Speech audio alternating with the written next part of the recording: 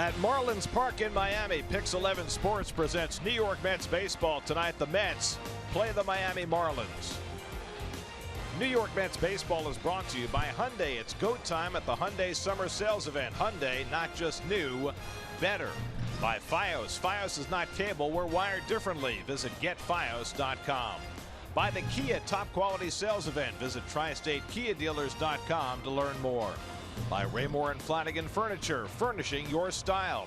By Six Flags Great Adventure. Go big. Go Six Flags Great Adventure. And by ChevyOffers.com. Well, the Mets parachuted into Miami last night, and the sailing was smooth. The Mets got themselves a much-needed victory in Miami last night, and they'll try and slide their way into another big win tonight at Marlins Park. And a pleasant good evening, everybody, and welcome to Miami. I'm Gary Cohen alongside Keith Hernandez. Mets play the middle game of their three-game series against the Miami Marlins. And every so often over the course of a long baseball season, you get one of these pitching matchups like we have tonight with two pitchers at the top of their game going head-to-head. Jacob deGrom will pitch for the Mets tonight. deGrom is pitching his best baseball of the season, an ERA under 1 over his last 4 starts, culminating in his last outing last Sunday in Philadelphia when he has never been better. Pitched in the 9th inning for the first time in his major league career and finished it with a complete game, 1-hit shutout. A monumental performance by deGrom, just the 30th complete game one-hitter in Mets history. Well, he's on a 3-game winning streak also. He got off to a little bit of a sluggish start.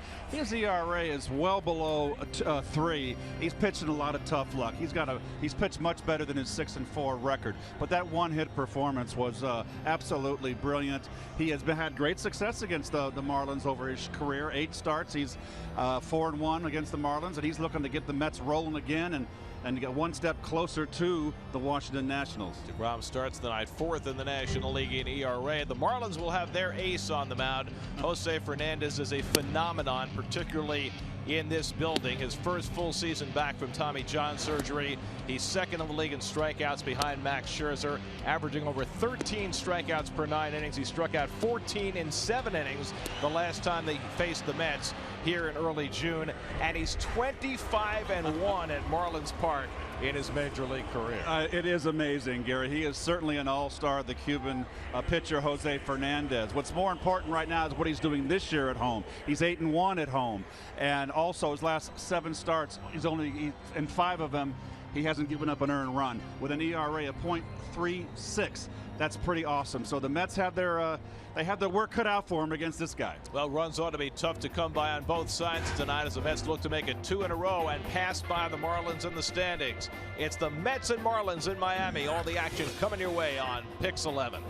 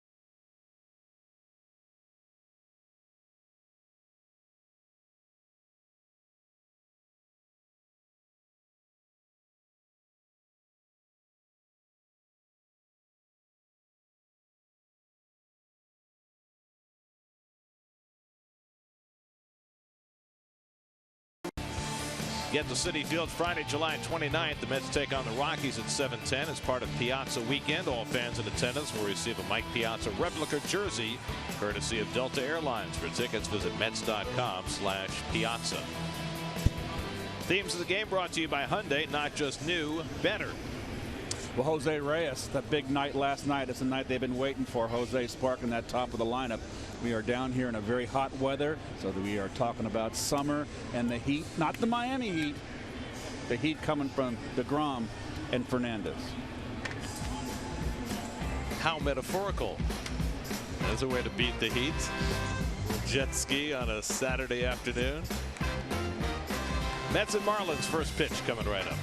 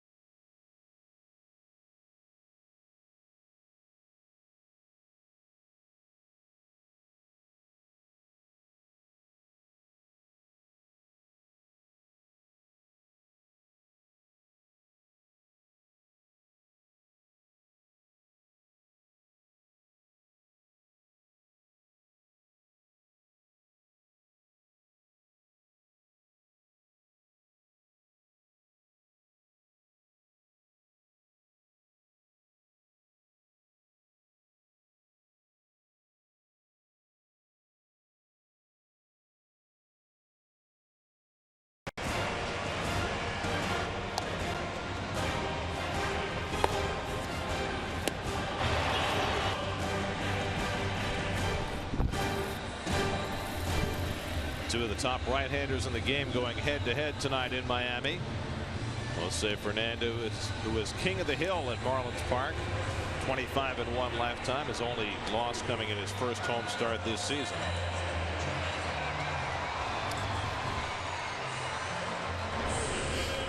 Here's the lineup the Mets will send out to face him, brought to you by the Kia Top Quality Sales Event. Juan Lagares is going to get the start in center field, despite the fact that Fernandez, a tough right-hander, is going, because Terry Collins said he wanted his best possible defensive team out there in what he expects to be a low-scoring game. No Michael Conforto tonight. Curtis Granderson starting in right field because he has good career numbers against Fernandez, and that's the unit the Mets will try and scratch out some runs with against one of the best pitchers in the game. Well, we talked about him in the open. All-star pitcher, 11-4, the ERA, blistering at home, 8-1 on the year, a 14-effort strikeout performance against the Mets in June. He is coming off a no decision in Philadelphia, where he struck out 14 his last time out. And we'll take a look at the defense, brought to you by your Tri-Honda dealer. And this is as good an outfield as you're going to have in the National League. Two very powerful arms in Stanton and Ozuna. A Gold Glover in left. Also on the infield, Prado had the day off last night. Very fine glove.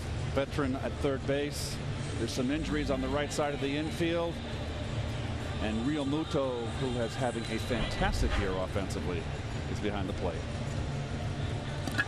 Fernandez had Tommy John surgery early in the 2014 season, made his return July of last year, made 11 starts last season, and this year an all-star year for him.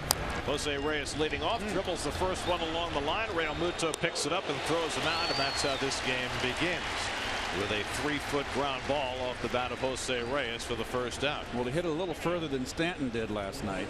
Stanton was a foul ball. Yes. And very wisely, Real Muto grabbing that ball quickly before it went foul. Jose wasn't really busting down the line there. I think he thought it was going to go foul. He was out by a mile anyway.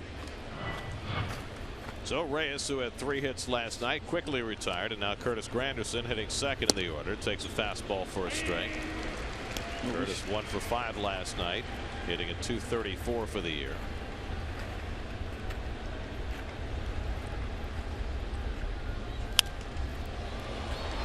It's been a bit of a contrast for Fernandez in his career. He's been good on the road, but he's been unworldly in Miami. That is just unfathomable right there, and particularly on this year. In his 10 starts at home this year, 8-1. He's only given up 2 home runs. Granderson slaps one toward third, and Pronto able to play it on the back end and throw him out. 2 away. Only twice before in Major League history has a pitcher at any point in his career won 25 out of 26 decisions at home. And the 2 earlier instances came in the 1920s with the Pirates' Ray Kramer and the 1930s with the Indians' Johnny Allen. And those are the only times that any pitcher had gone 25-1 at home in any stretch of his career. And Fernandez has done it from the start of his career, which makes it even more the remarkable. Nope. Here's Cespedes, who was 1 for 2 last night, a double and a couple of sacrifice flies. We've got 2 Cubans facing off here. Oh, he's throwing hard, Gare. Now you notice that 14 strikeout effort against the Mets back in June showed you a lot of footage. He loved his slider that game, had a terrific slider. So far in this start, this is the first inning, 2 batters, and actually 3 now. He's been throwing the fastball. His strikeout rate has increased since before his surgery. This year he's at 13.3 strikeouts per 9 innings, which if it holds for the full season would be the 2nd highest number ever for a starting pitcher. Randy Johnson had a year where he had 13.4 strikeouts per 9 innings in 2001. Fernandez at 13.3. That's how prolific a strikeout pitcher he's become. And he runs one inside to Cespedes, 3-1. James Loney hitting cleanup would be next. In that last start in June, Fernandez struck out 14, allowed just 4 hits over 7 innings. That was a 1-0 game. Matt Harvey went up against him that day. Matt pitched well, and Fernandez was better. Cespedes fouls back the fastball, 3-2. Look at the strikeout rate against right-hand hitters. 45% of the right-hand hitters who faced him have struck out. That is, I think if you're a manager, you think you want to load up with left-hand hitters. The Mets certainly have today. Let's have just 2 right-hand bats in the lineup, or 3 actually. Cespedes, d'Arnaud, and Lagares. Cespedes fouls it back. Well, the Mets have never had any success against Fernandez. He's made 6 career starts against them, including his big league debut. 2-0 with a 1.32 ERA in those 6 starts. Almost untouchable. And Cespedes draws a 2-out walk, and the Mets have a base run. Well, I think that tells you a lot right there. A very overpowering pitcher, and he knows he's up against another all-star pitcher that could be a 1-0 ball game. He's looked down this lineup and said, oh, Cespedes is not going to be the one, but I'm going to make a mistake with 1 swing and maybe lose this ball game 1-0, even though Loney is one of the few guys on the Mets lineup that's had success, a little bit of success against Fernandez. 3 for 7 against him, and Loney had the big 2-run home run into the second deck in right center last night that gave the Mets the insurance they needed. Well, he got himself something, I think, an off-speed pitch. And he turned on it, and he knew it, and that was an insurance policy runs right there. That 2-run shot. 5th home run of the year as a Met. It was really a veteran at bat by Loney. He didn't start the game. He came off the bench for defense, but he's going up against Rodney. He's at 2-0, looking for a pitch he can turn on. He's not a home run hitter, but he had home run on his mind. It's he sprays the ball around, and he's got some pop. I mean, I think he's been a terrific pickup for the Mets. I mean, when Duda went down, you had to go. It's fortunate he was available.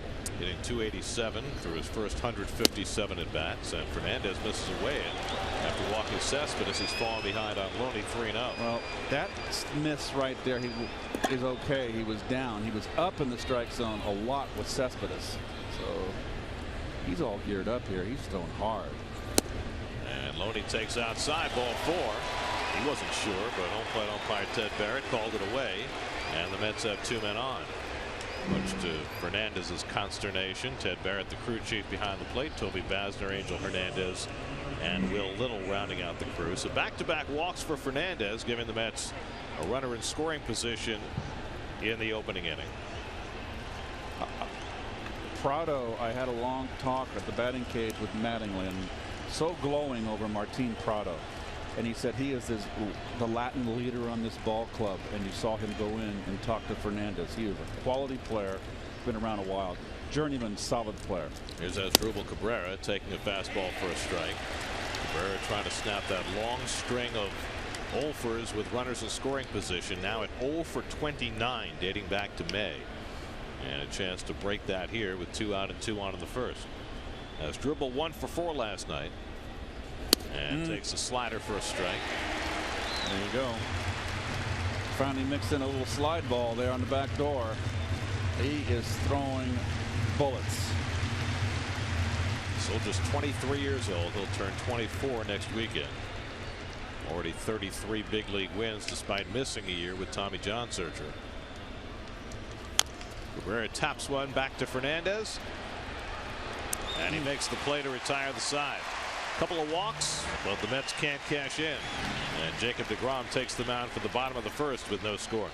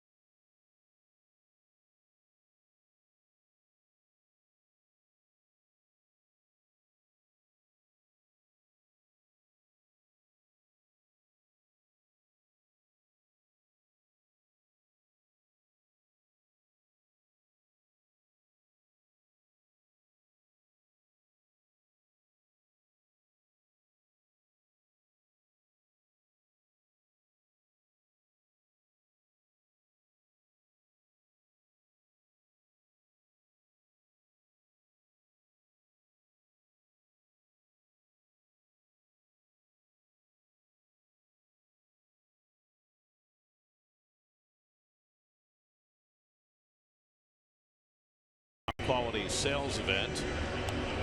Martin Prado had the night off last night. He's back in there at third base. Rest of the lineup the same for the Marlins. That means no Ichiro Suzuki for the second straight night. Ichiro struck out as a pinch hitter last night.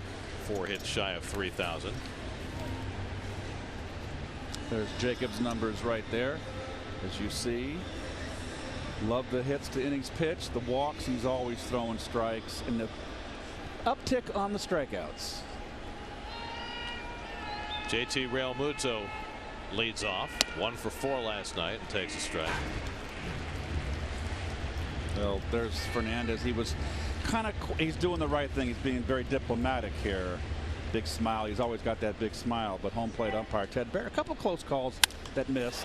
Realmuto drives one to center, but Lagares is right there to grab it. 1 away.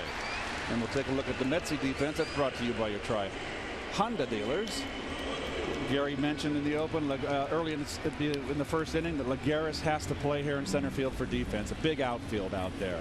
Reyes off the big game yesterday at third base. Loney in the lineup now, but didn't play yesterday because of the left-hander. And d'Arnaud, who's trying to get untracked offensively, missed a lot of time this year. Here's Martin Prado, who came off the bench last night and had a run-scoring hit in the 9th against Jeurys Familia. Prado having a terrific year, 7th in the National League in batting. And he takes a knee-high strike from deGrom. Well, I've always liked Prado as a player. Came up, played second base. He played left field for the Braves for a while. Third base. very versatile. Went to the Yankees in Arizona before landing with the Marlins, and he flies one foul. He came from the Yankees in the same deal that brought David Phelps when Nathan Eovaldi went to the Yankees.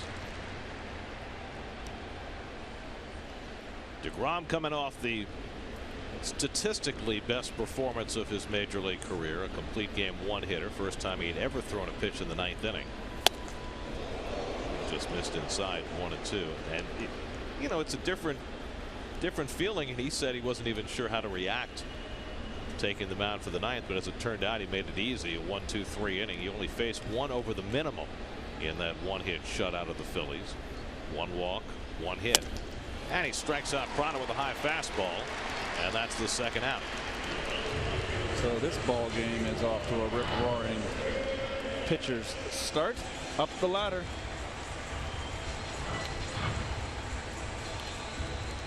So 2 out and nobody on. Now Christian Yelich, who hit his 10th home run of the year last night, a new career high for him.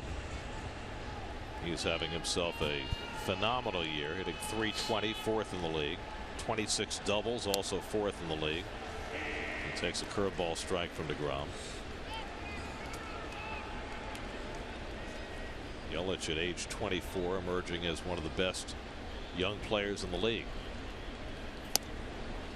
And back-to-back curveballs from DeGrom, a ball and a strike. This is DeGrom's second start against the Marlins. He faced them just a couple of weeks ago in New York, gave up 2 Giancarlo Stanton home runs, but nothing else in 7 innings and a victory. This is the first time that Jake has ever been matched up against Jose Fernandez. Stanton on deck. Well, usually brings the best out. Athletes are competitors. Both pitchers know that they got to be on their A game. 1-2 coming, and Yelich takes it high. Jake is not throwing particularly hard early in this game. He's been 92, 93. What has characterized those last 4 starts where he's had the ERA under 1 is that his velocity has been up. And so far, not so much tonight. 3-2 to Yelich with Stanton on deck. The one thing about Jacob is that you know that when he doesn't have his quality stuff, he's a battler. He fights through his starts.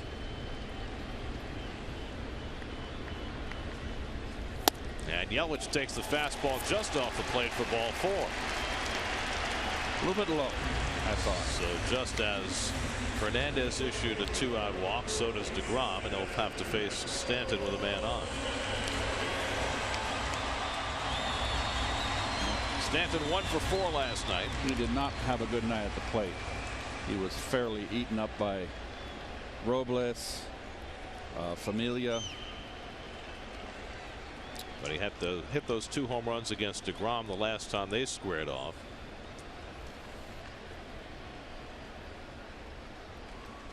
Yelich at first and 2 out, and Stanton takes it low and away.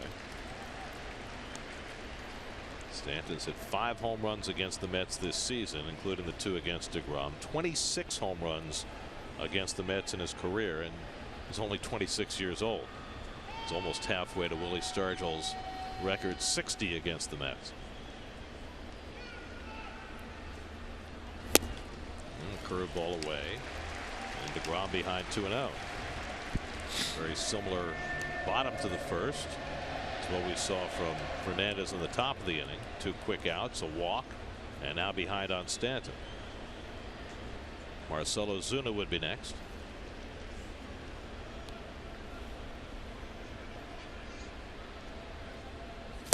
Went right back to the slider, 2-1. And that's Stanton. Stanton will fish. You don't have to throw him a strike.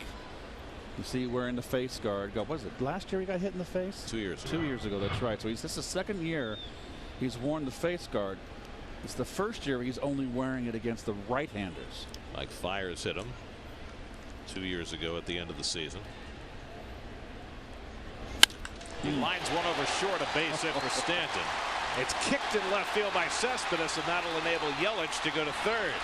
So Cespedes, who misplayed a line drive in the 9th inning last night off the bat of Yelich into a double, here boots the base hit by Stanton to allow Yelich to take an extra base. I have never seen a ball off the bat as laser beam as off the bat of Mike Stanton. And there it is. It just handcuffed. I mean, there was no laziness or nonchalance in Cespedes here. That ball was just a frozen rope. You can hang laundry in that line drive. And he loves the ball belt high and up. And there's belt high. Stays level. He crushes it. So a base hit for Stanton, an error on Cespedes, allowing Yelich to take the extra base. First and third and 2 out for Marcell Ozuna, who was 0 for 3 last night. And Ozuna goes after the slider, 0-1. Ozuna is one of those guys that can look terrible one at bat and then rip one the next. He's a free swinger, very dangerous hitter, having a good year. Yelich, Stanton, Ozuna. Marlins young outfield having tremendous years. 1-1 to Ozuna. Highest batting average, highest slugging percentage of any outfield in Major League Baseball. Barry Bonds coming out of retirement, first year as the hitting coach under Don Mattingly. And the results are pretty evident.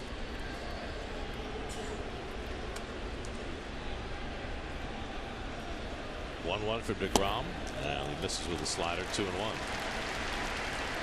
Although you'd have to say that the Marlins are not reflective of the way Bonds conducted his offensive career. They have a high batting average, but they don't hit many home runs, and they don't draw many walks, which of course were Barry's 2 biggest stock in trade. Well, they're missing Justin Bour right now. It's a big piece in their lineup. The left-hand power hitter that's got a sprained ankle. It's going to come back at the end of the month.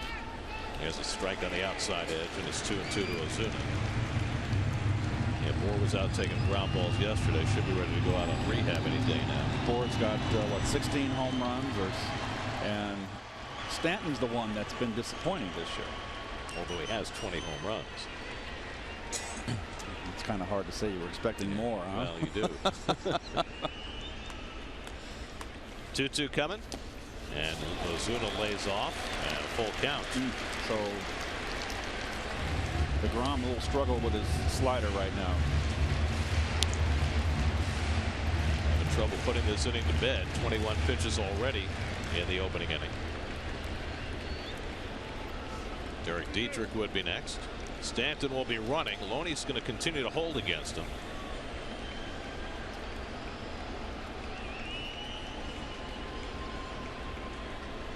Three-2 to Ozuna, and he just got a piece of it, dribbled it up the line. That's a fair ball, and d'Arnaud throws him out. It's like a carbon copy of the Mets' top of the first. Ozuna hit one much the way Reyes did, and that enables DeGrom to get through the inning. No score after 1.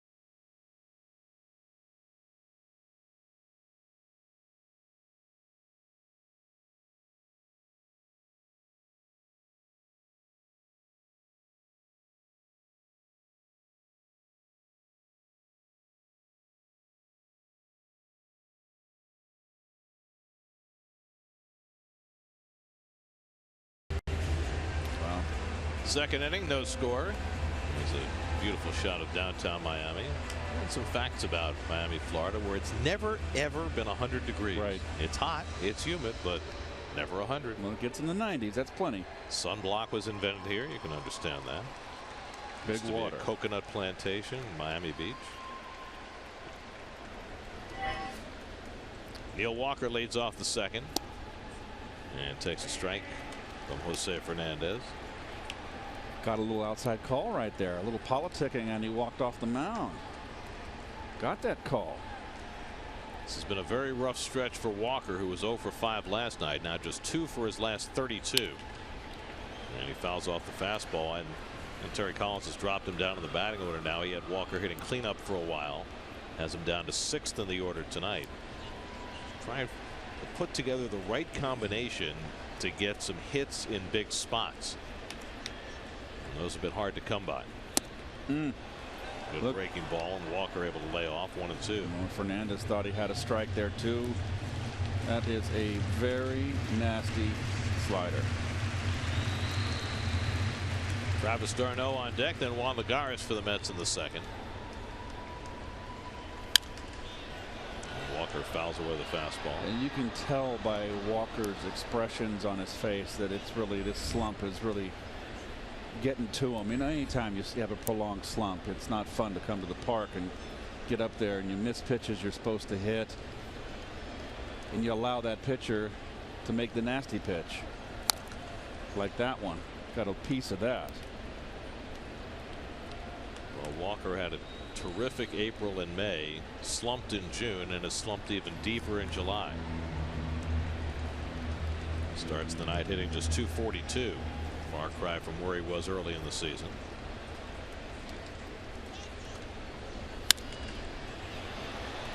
.98 from Fernandez. He's never had a batting average this low for a full season. .242 right now. Well, what I've seen so far is that he's tardy. He's tardy on the fastball. Lay off the slider in the dirt, and it's 2 and 2.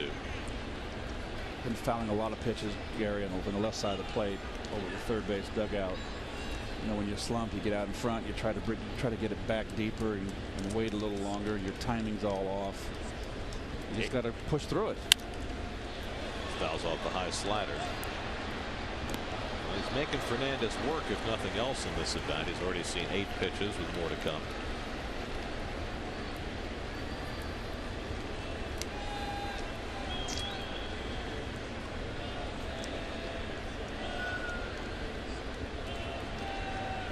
Fernandez looking for his first strikeout of the night. And he gets Walker on the slider. Real Muto will make the toss to first. First strikeout of the night for Fernandez. 1 away.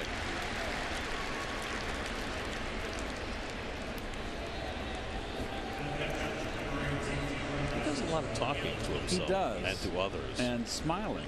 He's got a big beaming smile. He certainly wears his emotions on his sleeve. You know the story of Jose Fernandez. Grew up in Cuba.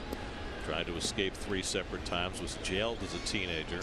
Finally made it to this country at age 15. And then became a high school star in Tampa.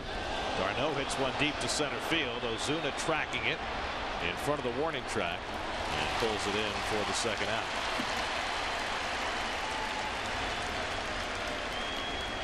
Marlins wound up taking Fernandez with the 14th overall pick in the 2011 draft. 1 pick after, the Mets took Brandon Nimmo.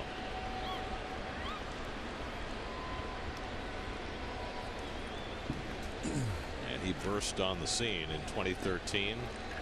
Enjoyed instant big league success.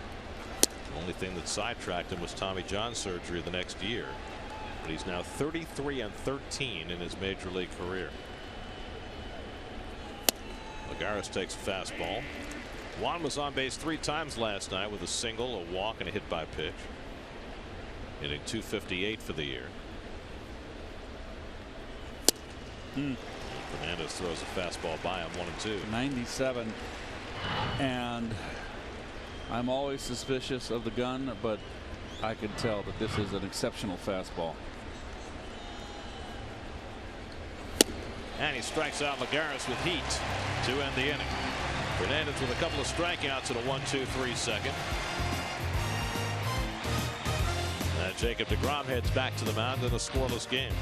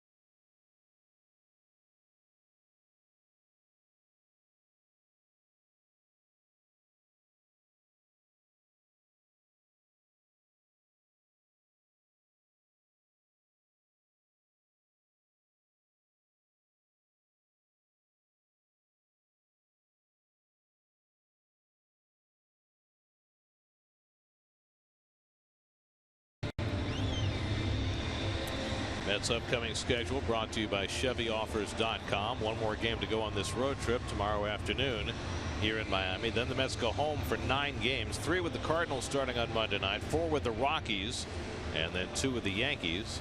And they'll play 2 at Yankee Stadium. So the next 11 games for the Mets will be in New York after Sunday. There's Derek Dietrich leading off in the home second, 0 for 4 last night.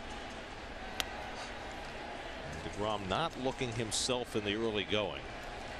Struggling with his slider, struggling with his velocity. Through 22 pitches, got out of a jam in the first. He got off to a hot start against Realmuto and Prado and struggling ever since.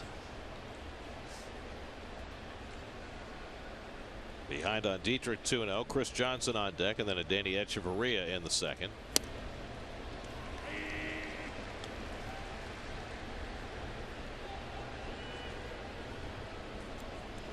We've seen this so often with Jake. Stuff not going right early in games, and he has to figure out a new game plan. Little flare behind third, and that falls foul. It was never more evident than in that Game 5 start against the Dodgers last year in the League Division Series, when he looked like he might get knocked out in the first inning and somehow was able to patch it together and get through 6 with the lead. And you know, first postseason experience in a game where he didn't have his good stuff. It's a little bit different than than the regular season, and he just battled his way right through it. I mean, he had the Game 1 start against the Dodgers when he struck out 13 and blew everybody away. That night he had his best stuff going for him, and we saw a lot of those games last year from Jake. We haven't seen as many this year when he strikes out the world, averaging less than a strikeout per inning this year. And yet here he is, more than halfway through the year, 4th in the league in ERA. Yeah, he's just missing with his slider, Garrett, and it's just missing low. He's not close. And he's searching for it. Already his 3rd full count, first 6 batters of the game.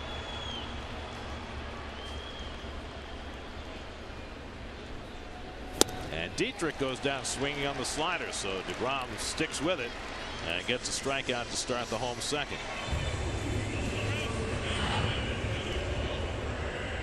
Good slider here, down and in. Dietrich doesn't like it down there. Got the old Swiss cheese bat when you throw him that slider down and in. That's the one with the holes in it, right? Yes. A little tough to make contact there. Here's Chris Johnson, who's 0 for 3 last night. Johnson playing most of the first base with Justin Bour out of the lineup, and he's struggled. Picked up Don Kelly, who's made a few starts at first base, but mostly it's been Johnson. He's hitting just .238 for the year, on base percentage under 300. Changeup from DeGrom gets him ahead 0-2.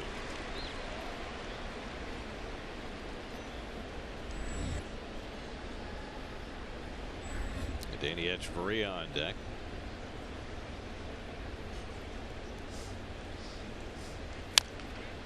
It was in this ballpark in 2014 that Jacob DeGrom got his first major league win. Remember, I think he went 7 starts without a win, even though he was pitching well right at the start of his career. And You're then he got right. his first victory against the Marlins in this ballpark. I forgot all about that. Good one.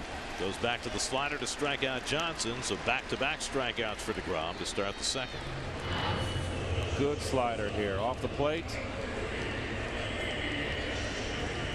So DeGrom is intent on getting his mechanics down. Look how he gets that momentum going forward, that big stride. And there's the grip. There's the circle on the ball. So 2 out for Echeverria. Echeverria 0 for 3 last night. He's not having the same year he had last year. He had a really good offensive season last year. Hit .281.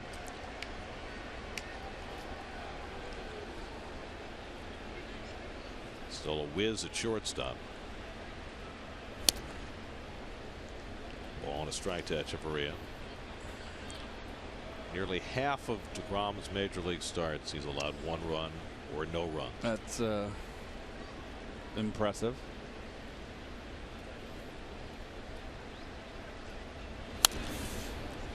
This is a day when, in order to win a game, he might have to allow no runs. He's going to have to match his goose eggs. Thus Fernandez, after a little bobble in the first inning, looks like he has brought his A game. Well, he always brings his A game here at home. Seems that way, right? Yeah. Chopped down toward third, a foul ball. Well, Fernandez is on deck, and in addition to his pitching prowess, he can hit.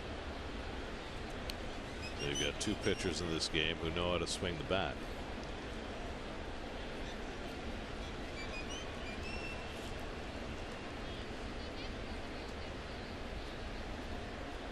One-two coming. It's funny, they're such different looking athletes. You know, DeGrom so tall and lean and slender, 6'4", 180. Right. Fernandez 6'3", 250, just much more stocky and Well, built like a truck. well, look at his lower half. Is just big legs. Echeverria hits one deep to center field, chasing Lagares way back, and it's over his head and off the wall. Lagares plays it quickly in, and Echeverria stands at second base with a 2-out double. It's about as well as Echeverria hits him. Dead central, off the wall, his 14th double of the year. Fastball. Wanted it away in inner half. Too much down the middle and up.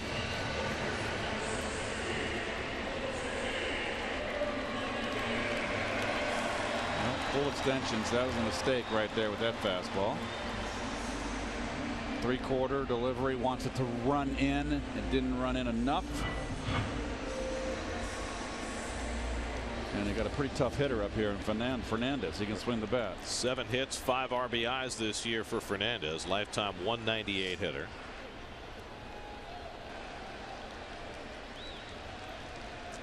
Scoreless game, second inning. And Fernandez takes a fastball for a strike. Hit a home run last year. It was a shortened season. Had only 18 at bats, but he just hit a home run. So he's got some pop. His 2 in his career.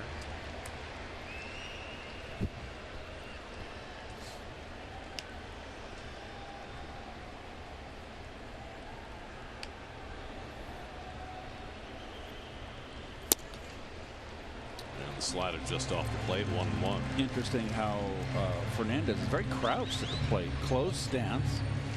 On top of the plate. Spread wide and crouched.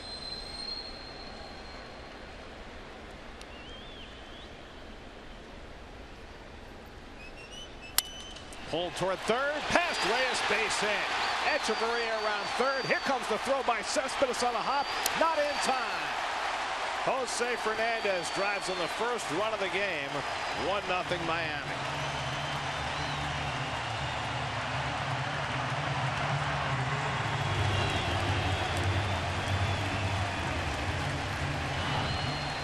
Slider. Yes, sir, and hanging. He stayed in. Give him credit. Just under the glove of Jose. Echeverria, you're going to have a hard time throwing with 2 outs on contact running. Echeverria runs too well, even with the very strong and accurate arm of Cespedes.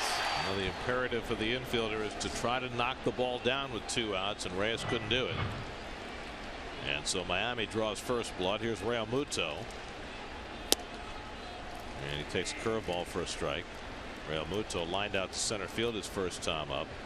So these first 2 innings have not been easy for DeGrom. It looked, though, as though he had bought himself a little bit of a breather by striking out the first 2 hitters here in the second, but the 8 and 9 hitters do him in. Another curve, another strike, and it's 0-2 to Realmuto.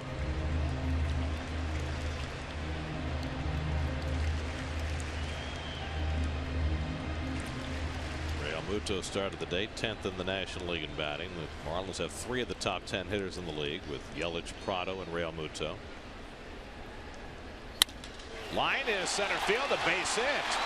Third straight 2-out hit for the Marlins. And Realmuto keeps the inning going. This one coming on 0-2. Well, this is an impressive hit here. 0-2, fastball up. And you can see DeGrom's reaction here. He's not happy. Out over the plate and up. Wanted it up and in.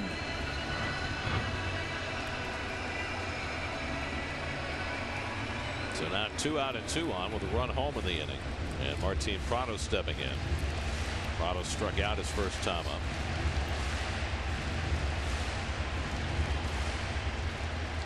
Fernandez now at second. Realmuto at first.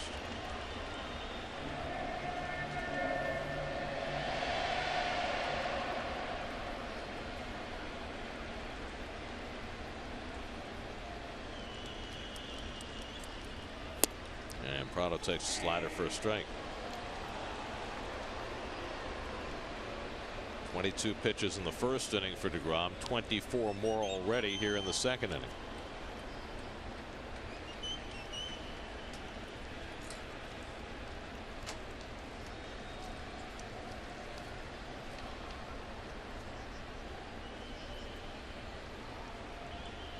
And Prado takes the breaking ball for a strike, and it's 0-2. Good breaking ball right there. Seems to be taking a little bit off that slider, Gary, and very effective. Has better command. Be careful with Prado, a .321 batter with runners in scoring position. Christian Yelich would be next. DeGrom ahead 0-2. And he throws a curveball on the dirt, and it's 1-2. Well, the last start went so easily for DeGrom. He went through the Phillies like a knife through butter. First time he'd ever pitched in the 9th inning, through a 1-hit shutout. He's had an extra day of rest coming into this start, but clearly not in his firm command today as he was last Sunday.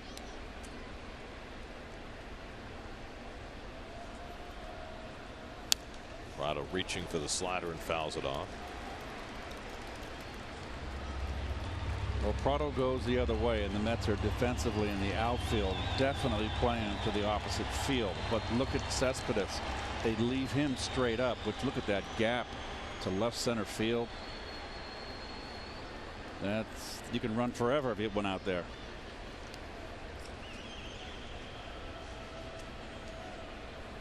One-two coming. And he got him upstairs with a fastball to end the inning. 3 strikeouts in the inning for DeGrom, but in between 3 straight hits. Jose Fernandez drives in the game's first run. Celebration.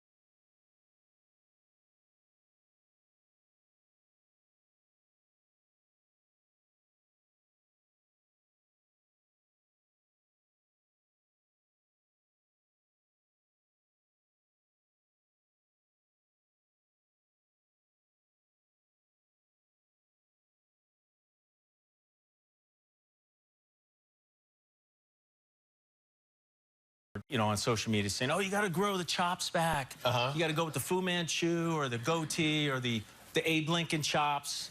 And then I tried to grow it back a few months ago, and it was gray. Oh. So, speech is in the can, yeah. Oh, that's good. And I'm going to cry. Oh, you are going to cry. Okay. I'm going to cry. I was reading it last night, and I started reading, and I was reading in the Mirror because they say, well, you should frame it up, and we know that we need to know the time. And I started crying in my own room, like reading it to myself. Well, I guess that's what we can expect tomorrow when Mike Piazza reads his acceptance speech in Cooperstown. Jacob deGrom drills one down the line, and he's got himself an extra base hit to start the third inning. Chased by Stanton, and deGrom is going to take a turn, but hold on with a leadoff double. So after Fernandez drove in the game's first run, deGrom trying to return the favor with a leadoff two-base hit. First pitch. Fastball down and in. Hello. Turn on that 95-mile-an-hour, 96-mile-an-hour fastball. Jose might want to give some thought to putting down a drag bunt here. This has been a very good marquee matchup. Look, they're already bringing in the first baseman a little bit, and that would be Chris Johnson. Got to get this runner over. deGrom's first extra base hit of the season. Reyes dribbled one and was thrown out his first time up, and here he pops up the first pitch, and Echeverria grabs it, and so an unproductive turn at bat there for Jose Reyes. One out. He talked last night, Keith, about those little at bats, those little situations where the Mets were not productive, and when you face an ace, they loom even larger. Yes. And you got a big tough matchup here. One run could be the difference. You really have to do the little things. There's Granderson, and he takes a fastball for a strike.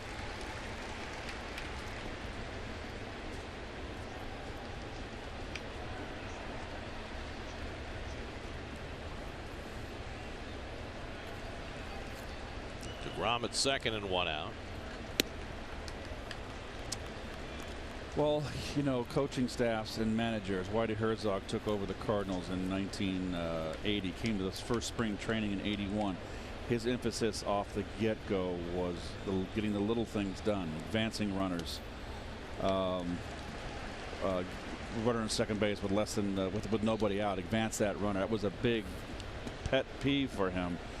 And you know what? The players have to execute, but you still, if you emphasize it and with repetition you keep repeating it, it does sink in the back of the brain of even the dullest of players. That's lined into center field. Granderson has a base hit. DeGrom's going to be held at third against Ozuna's arm. Granderson heads to second as Ozuna overthrew the cutoff man. And so now the Mets have two in scoring position. Big mistake by Ozuna, and Granderson takes the extra base. Well, that's heads up by Granderson here, and the play's in front of you. Nice hitting by Grandy. Strong arm of Ozuna, but he airmails it, and you can tell right now it's way over the first baseman's head. And you've got a bust down the line, and you know that Grandy always does that. He can see it right in front of him, never hesitated. And let's see what he ripped here. A fastball out over the hole, too much middle. Nice hitting. Got to hit those mistakes. So the Mets have second and third and one out, and Cespedes coming to the plate. Yoenis drew a walk his first time up. Met fans starting to make some noise. Big crowd tonight here in Miami. And Cespedes fouls off the first pitch fastball.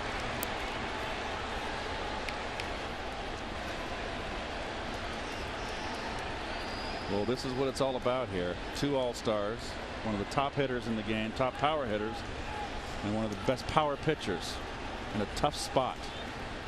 Cespedes last night, for the first time since he missed more than a week with the quad injury, looked like himself at the plate.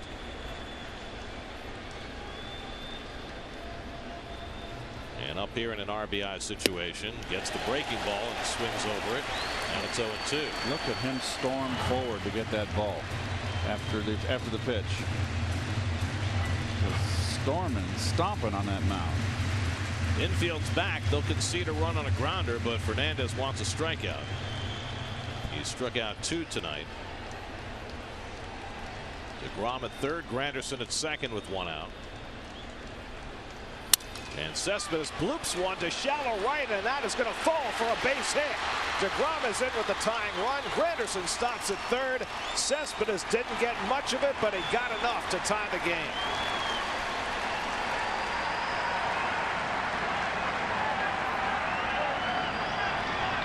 Oh, 0-2 count. Fastball, wanted it away, came in, missed badly in, and just enough to fight it off. Granderson saw he got a good read, and he can't score now. But tough call right there for Grandy. That ball running in on his hands just sawed him off. So the Mets, who went 1 for 10 with runners in scoring position last night, get a big one there from Cespedes to get the game even. And now the go-ahead run at third with 1 out with James Loney coming up. 55th run batted in for Cespedes. So both pitchers productive at the plate. Fernandez drives in the Miami run. DeGrom doubles and scores the Mets run. Loney drew a walk on 4 pitches his first time up. So the Mets, who were shut out for 7 innings by Fernandez last time they faced him, able to scratch tonight. And now looking to grab the lead. And Loney takes the backdoor breaking ball for a strike.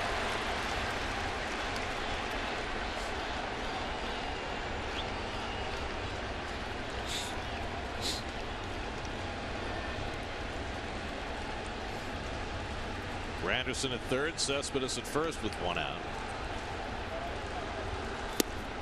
By the way, if you're thinking of, maybe putting the running game in motion against Fernandez, he doesn't allow that either.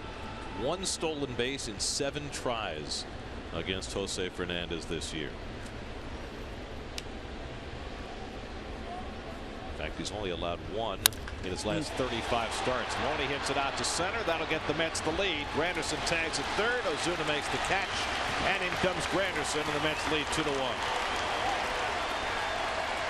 So Loney produces again. Sacrifice fly, and the Mets go in front.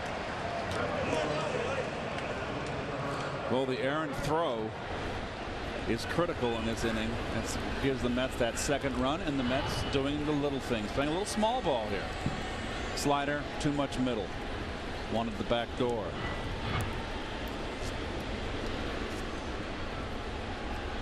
So the Marlins get the lead. The Mets respond with 2 to go in front 2-1. And now Cabrera with a runner at first and 2 out. And a first pitch changeup, 0-1.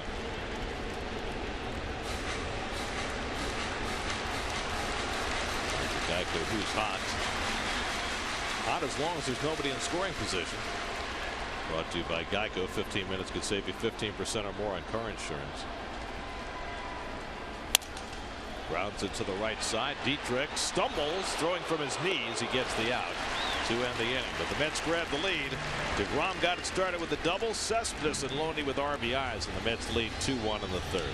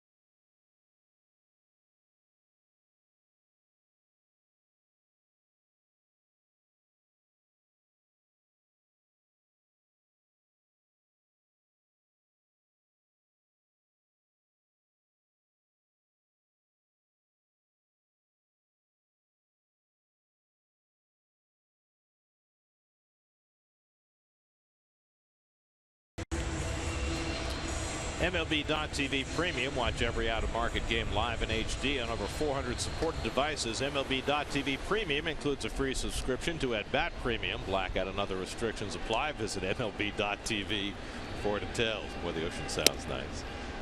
Christian Yelich takes a strike as we start the bottom of the third. It was unable to drown out your voice, Gare. They tried their best. Yelich walked his first time up.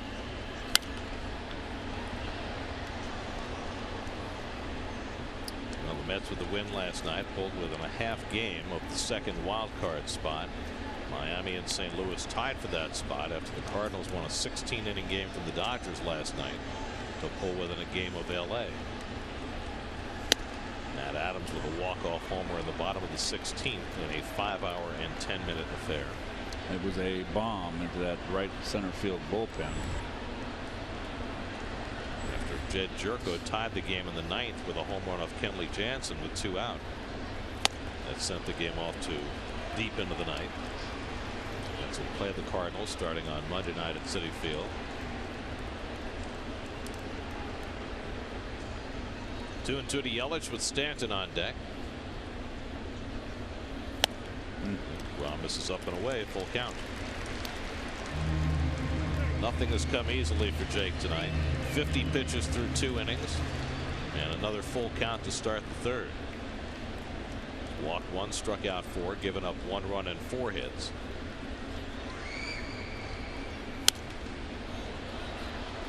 Yelich fouls off the slider, still 3-2. So are you following the Chris Sale drama tonight? I heard. What the heck's going on? Got scratched from his start tonight, and as soon as got scratched, everybody figured, oh well, the White Sox must have traded their ace left-hander, but no, that's not the case. That's pulled to the right side, off the glove of Loney and off the glove of Walker, and Yelich is safe at first. Like a pinball, Yelich has himself an infield hit. Well, certainly no Tommies out there, that's for sure. No pinball wizards.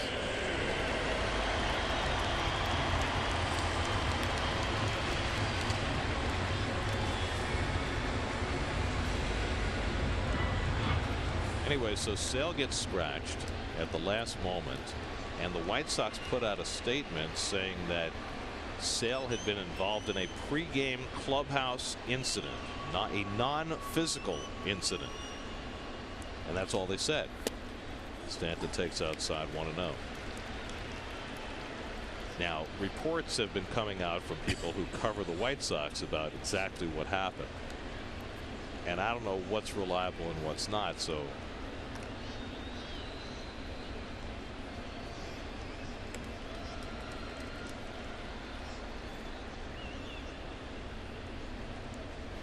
but the latest report that came out said that the White Sox were supposed to wear throwback uniforms, and then Sale didn't want to wear them, and so he cut up the throwback uniforms. Ooh.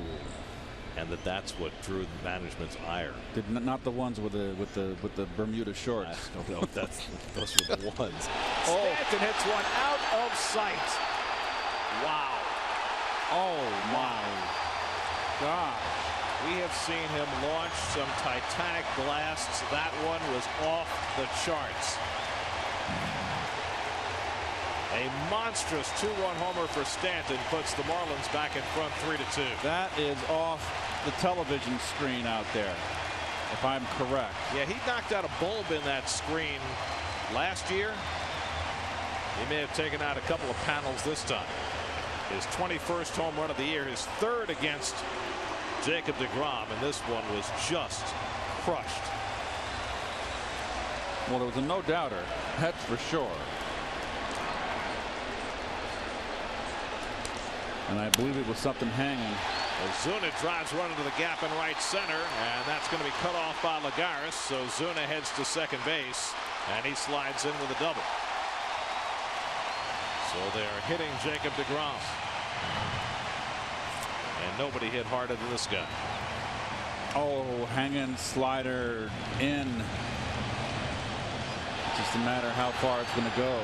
Over the bullpen, over the stands, over the walkway, and high up on that scoreboard. There it is from above. You can see right down the middle. And yes, they did serve food on that flight. He almost got this over the scoreboard. That hit pretty high up. Way up. Well, they all count for the same. Yes, they do. You're right, Gary. Some are just some are things to be admired. Ruthian.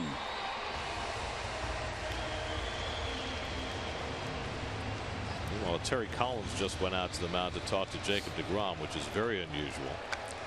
deGrom's given up 3 straight hits to start this third inning.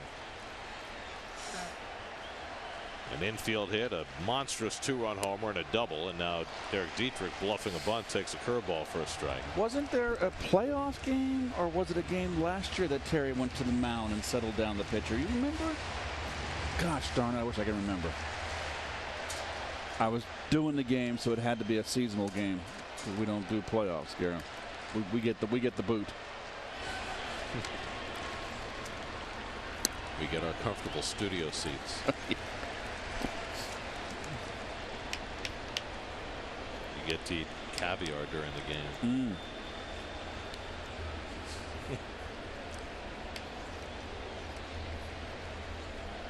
Mets will get their bullpen cranking. It's been a troubling outing for deGrom so far. 1-1 to Dietrich, and he breaks his bat and lines one to Walker for the first out of the inning.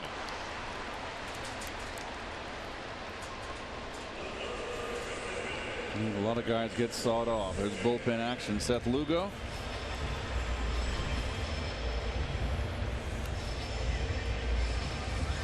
Got to stop the bleeding right here.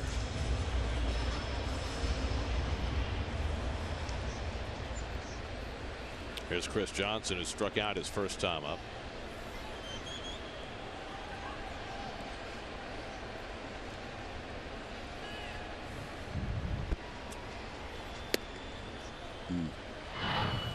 Well, once again, that's a hanger, and you cannot make a mistake to this man right there. Cannot. We put up the estimate on the home run at 441 feet, but I think that only counted the first orbit. One hopper for Reyes. And he throws out Chris Johnson 2 away. Wasn't Mickey Mantle's home run in the World Series in '64 off Barney Schultz that won the game? Wasn't that a monster home run off the knuckleballer? What game was that? It was in Yankee Stadium. Game 4.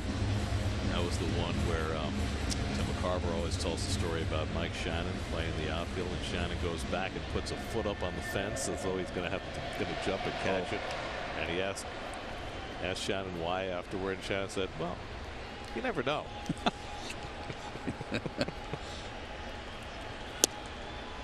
Echeverria takes a strike. Well, thank you very much. You've taken me off the hook. I'll buy you dinner. He's got a lot of energy, doesn't he? He does. Got that cartoon haircut too.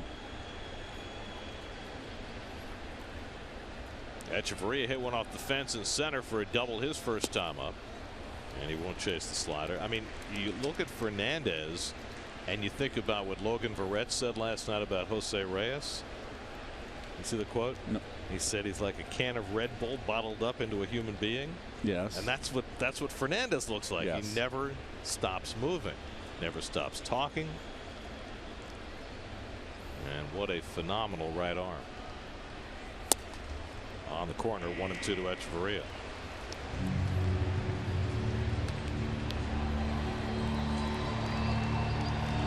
So what we thought was going to be maybe a 1-0 ball game, surprise, surprise. Never know what you're going to see at the old ballpark. Right now, DeGrom would be thrilled to have this inning end at 3-2. After giving up that monstrous Stanton home run.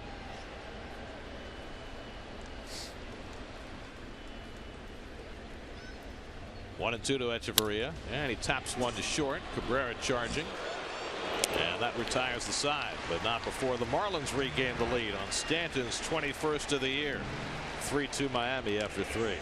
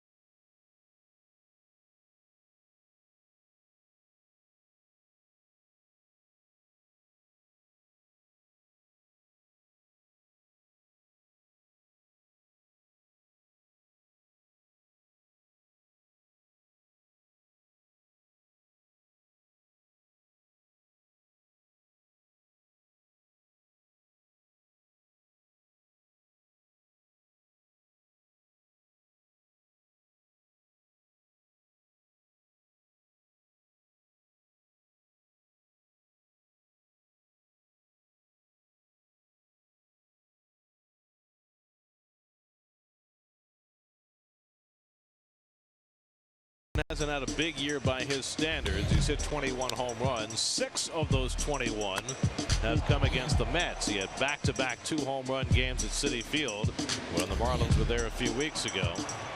And he added a crusher of a 2-run homer a moment ago against Jacob DeGrom to put the Marlins back in front 3-2. He is a physical specimen, so strong. Neil Walker up against Jose Fernandez, takes one the other way, and that's a foul ball. Walker making a bid for an extra base hit. Just sliced away. High-speed pitch brought to you by Fios by Verizon. Fernandez is topped out at 99 miles an hour, and DeGrom at 95. Walker struck out after a 9-pitch at bat his first time up.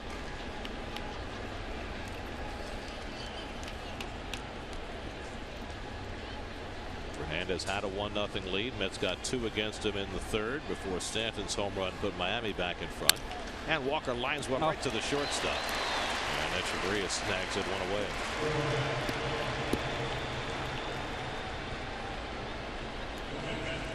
New York Mets baseball is brought to you by Modell Sporting Goods, your fan gear headquarters. Come on, Met fans, you gotta go to Moe's.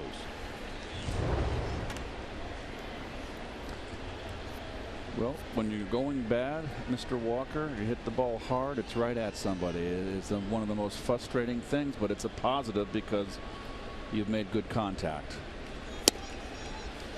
Travis d'Arnaud flying to center his first time up.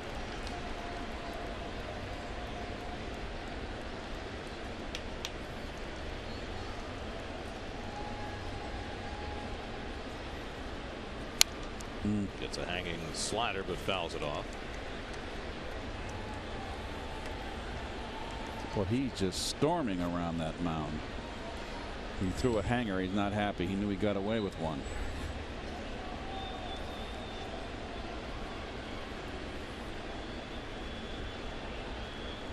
Oh, 2 to d'Arnaud, and another slider. This one a better one. He fouls it off.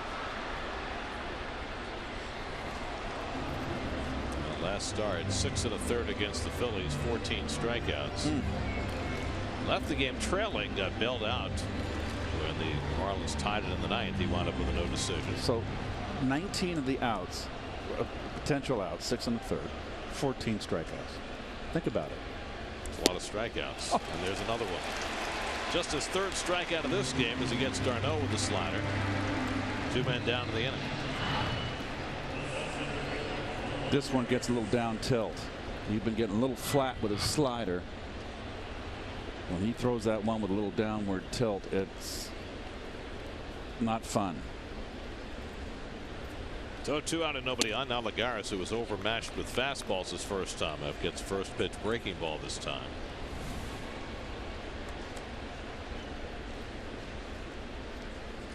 One goes after that slider.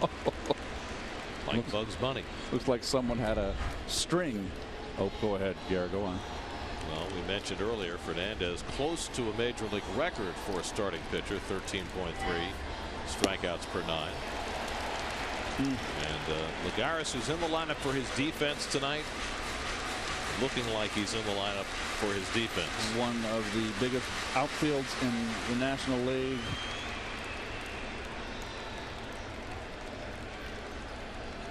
And he is toast for a 2nd straight at bat. 4 strikeouts for Fernandez. Mets go down 1-2-3 in the top of the 4th. Still 3-2 Miami.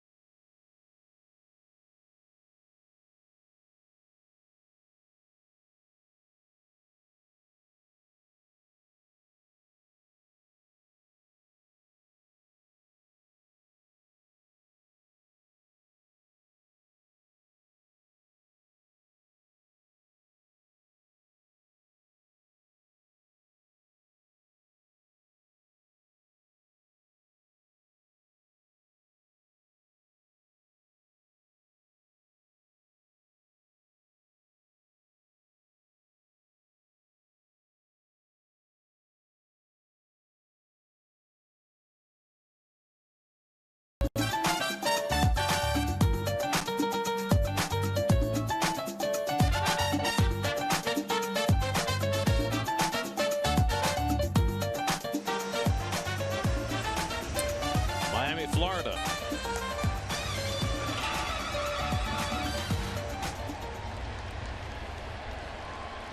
Cuban flavor. Jose Fernandez, native of Cuba, leads off in the home fourth inning. Fernandez drove in the first run of this game with a base hit on the second.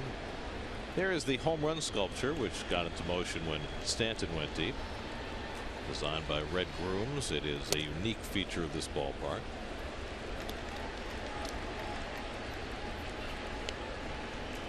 So you just saw Fernandez take a ball and then leave the batter's box and then jump back in.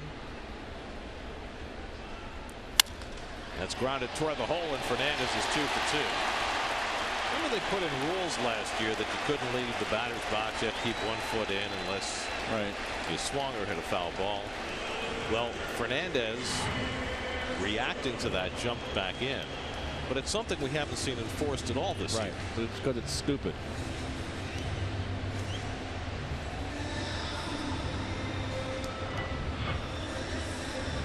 Well, if they really want to speed up the game and have hitters stay in the batter's box, they need to, if they don't stay in the batter's box, call a strike. A hitter can step out of the box. He has to get a sign from the third base coach. If he gets out of hand, an umpire can enforce and get him in. But they don't enforce it, and that, I guess that's the point. Is they put rules in place last year that they do not enforce. You can have 1 foot in the box and 1 foot out, and you got to take the signs from the third base coach. You know, it should be that. That should be the barometer. Right. You know, that should be the cutoff point. Real Muto is 1 for 2. Line the other way, but right at Granderson, and that's the first out of the inning. So Real Muto's hit the ball hard 3 times in a row. Second time he's been retired on a line drive. Boy, it's been a tough slog for DeGrom. What a difference 6 days makes. Last Sunday in Philadelphia, he was getting weak contact. Yep. A little better lineup here. Getting ahead of every hitter. He was precise with all his pitches on the corner, at the knees, and just not there tonight. This lineup is a slight upgrade. If you don't have your quality stuff against this lineup, they can chip away at you. They got some, what do they got? 1, 2, 3, 4 hitters in the lineup hitting over 300. Including Prado, who has struck out twice so far tonight. And he takes a first pitch for a strike. Big Donnie. First year as the Marlins manager after spending the last 5 years managing in Los Angeles. 1985 and 86 were just 2 phenomenally Lou Gehrig type seasons he had for the Yankees.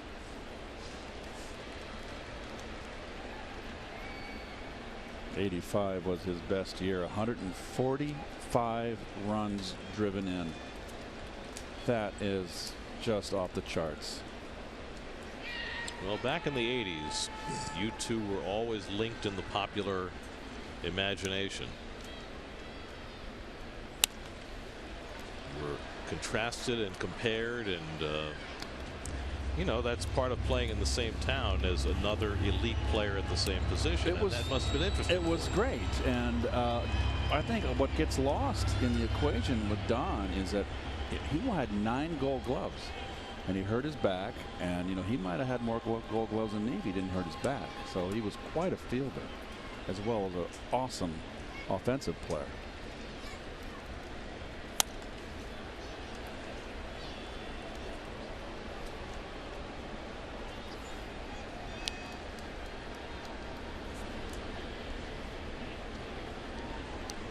Well, he certainly seems a lot happier managing in Miami than he was in Los Angeles. He had nothing but grief in L.A.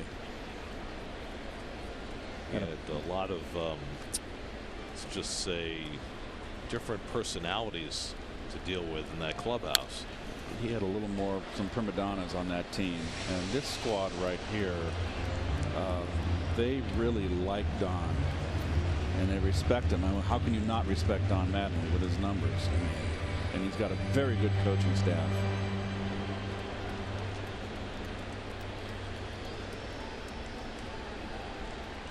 I mean, they've had so many turnover of managers of late with this organization.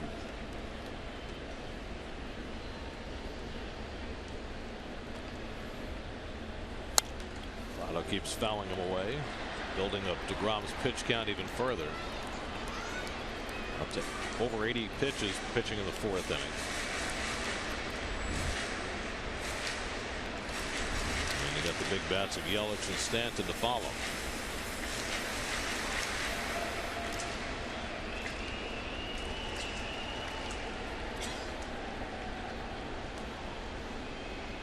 Fernandez at first and 1 out. 7th pitch of the at bat to Prado, and he struck him out with a curveball for the 2nd out of the inning. 3rd strikeout of Prado was not an easy strikeout. He's just eating Prado up. Struck him out with 2 high fastballs out of the strike zone. The first 2 at bats that he chased, and then he got him on a bad slider down and away there. So 2 out. Fernandez still at first, and here's Yelich, who's walked and reached on an infield hit.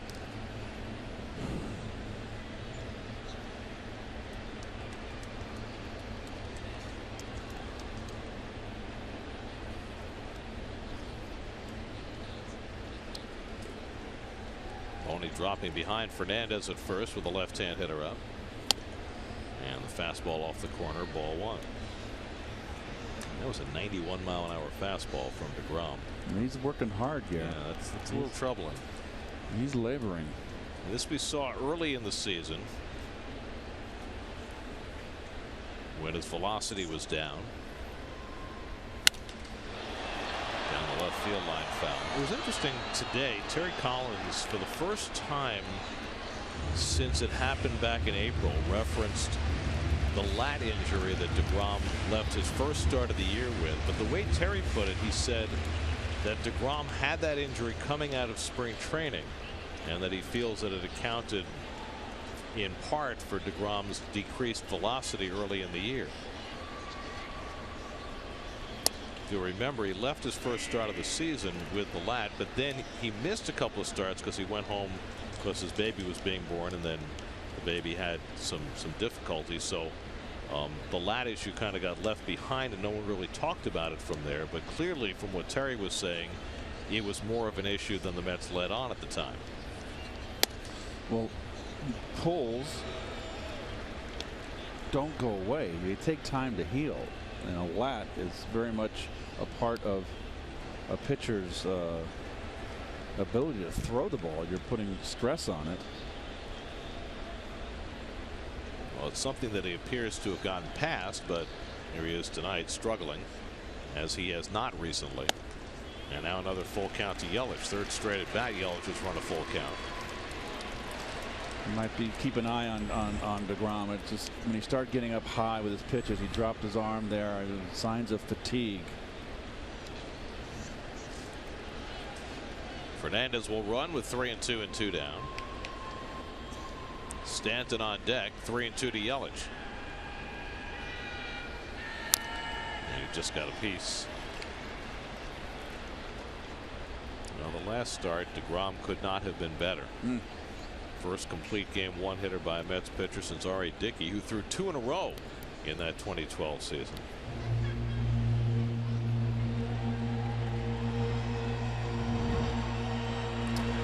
But not tonight.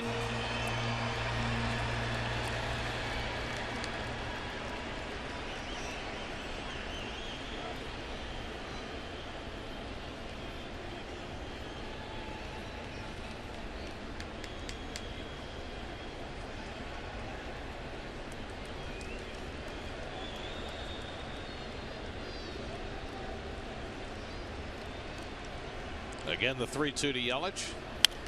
And he fouls away the fastball. So Jose Fernandez having to do a little extra running, going on the last 3-2 pitches.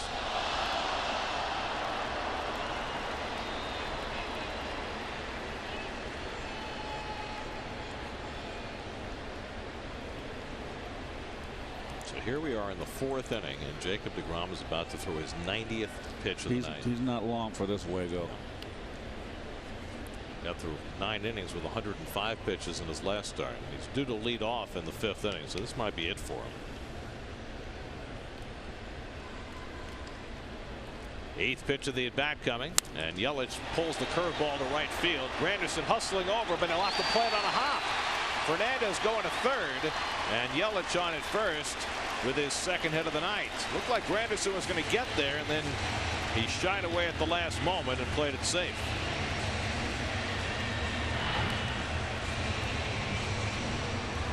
Slider down and in. Good hitting by the youngster Yelich. And Granderson couldn't get. Oh boy, that thing took a funky hop on him. A little backward spin on it. Very fortunate to get the bare hand on it. And Dan Warthen's out having a chat saying, look. Well, he's got Stanton coming up. Slider down and in. Good hitting. Not a bad location.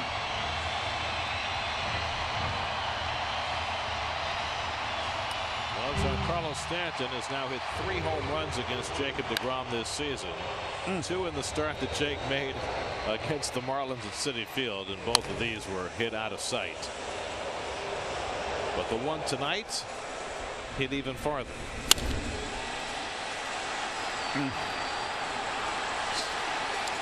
Well, you know what you can do? You can pitch around them, load the bases, and take your chances with Ozuna. If this guy owns you. I know that Dan Warthen probably went out there and said, look, you get behind this guy. You don't have to. But you know what? You got the competitive juices flowing. We'll see how he attacks them. Stanton had not homered since the All-Star break before taking deGrom deep in the last inning. And Jake keeps it away from him. Ball 1. Stanton had a bullet of a base hit to left field his first time up before that long home run. Fernandez spending the entire inning on the bases. He's at third. Yelich at first with 2 out. deGrom trying to keep this a 1-run game. And he keeps it away from Stanton again. 2-0.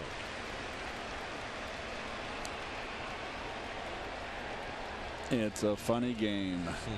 It's not as easy as you think. It's a game of ups and downs.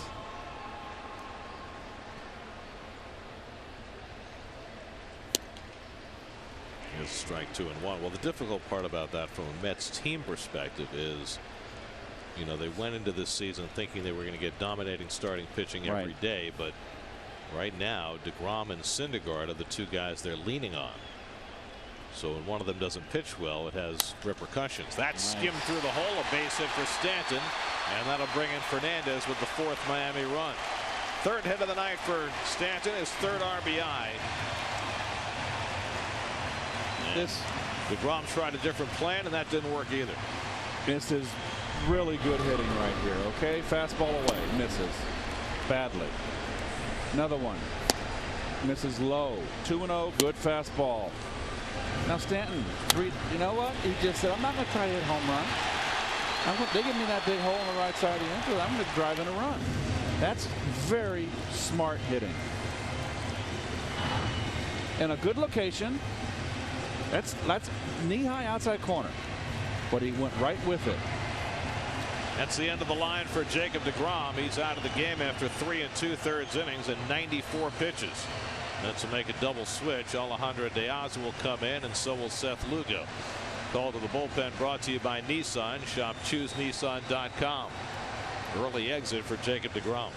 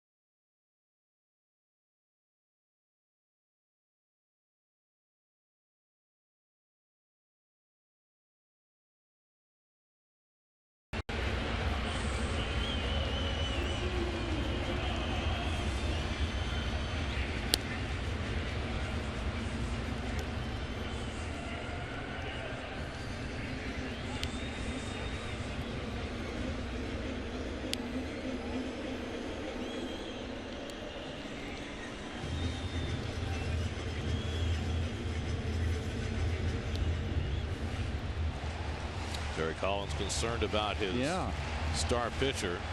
Rough night for DeGrom. Usually it's Dan Warthen over there talking with his pitchers. You know, Terry, a little empathy there. You got a pitcher out there that got his fanny kicked, you know. Seth Lugo in to pitch to Marcell Ozuna and misses with a slider for ball one. Lugo's 4th big league appearance. Alejandro De Aze in to play center. He'll bat 9th, and Lugo hitting 8th as Lagares came out. Lugo's been perfect thus far. Hasn't given up a run. Nice curveball he has. Comes in here with 2 out and 2 on to face Ozuna, who doubled his last time up, and that's blown away. 2-0. So DeGrom threw 94 pitches over 3 2/3, gave up 10 hits, a season high. 4 runs so far, a walk, 5 strikeouts, and a home run, and leaves with 2 men on base. So this is a huge out for Lugo to get to keep the Mets in this game. And he's quickly behind on Ozuna, 3-0. See if Mattingly cuts Ozuna loose here. Dietrich behind him has been a big out, struggling. He has really struggled since the All-Star break.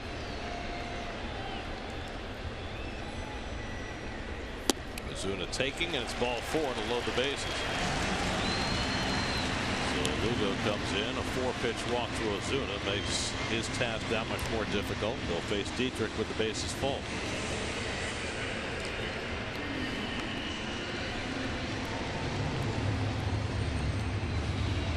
Dietrich took an 0 for 4 last night. He's got an 0 for 2 cooking right now. Struck out and then broke his bat, hit a soft liner to second his last time up. Yelich at third, Stanton at second, Ozuna at first. A run home here in the 4th. And the Marlins with a chance to open up a much bigger lead with Dietrich at the plate. And a first pitch curveball misses for ball 1. So 5 in a row out of the strike zone. And that'll prompt d'Arnaud to take the ball out to Lugo for some words of encouragement. Always a very big positive for the hitter. Bases loaded, pressure's on the pitcher. He just walked the batter on 4 fastballs and then tries to throw a curveball first pitch, and he misses. You're 1-0. He's in big trouble. You're in the catbird seat.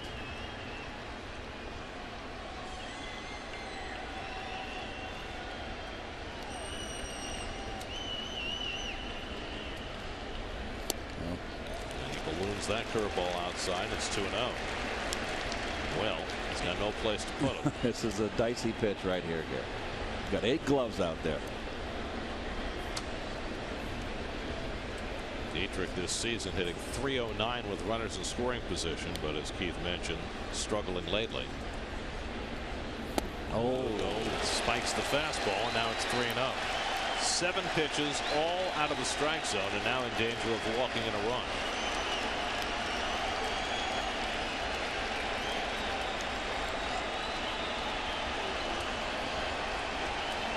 You got to take here.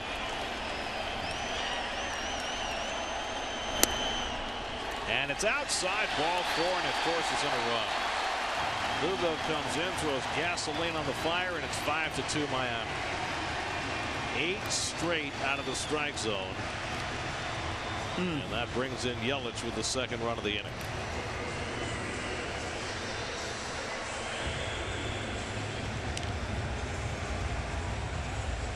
Now Chris Johnson, who has struck out and grounded out 0 for 2, and Lugo still looking to throw his first strike.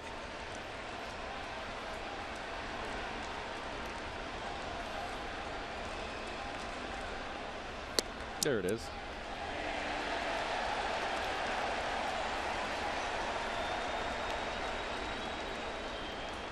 Stanton now at 3rd, Ozuna at 2nd, and Dietrich at 1st.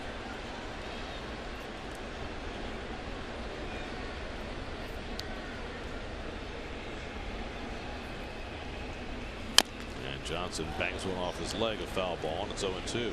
Chris Johnson, the 8th man up in the inning. Danny Echeverria on deck. Now this one did not look good from the start for Jacob deGrom. First batter of the game against him, Realmuto, lined out to center field. And he was hit hard from there early and often. 10 hits allowed in 3 2/3.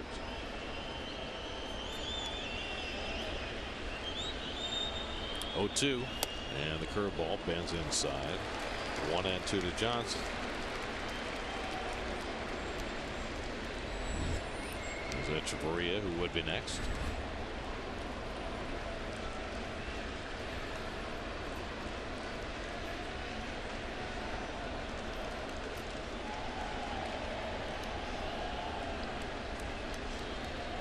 Lugo deals 1-2, and he misses away. 2-2. Well, the Giants finally won a game today. Snapped the 6-game losing streak. Got a run in the 12th to beat the Yankees 2-1. I have never seen that before.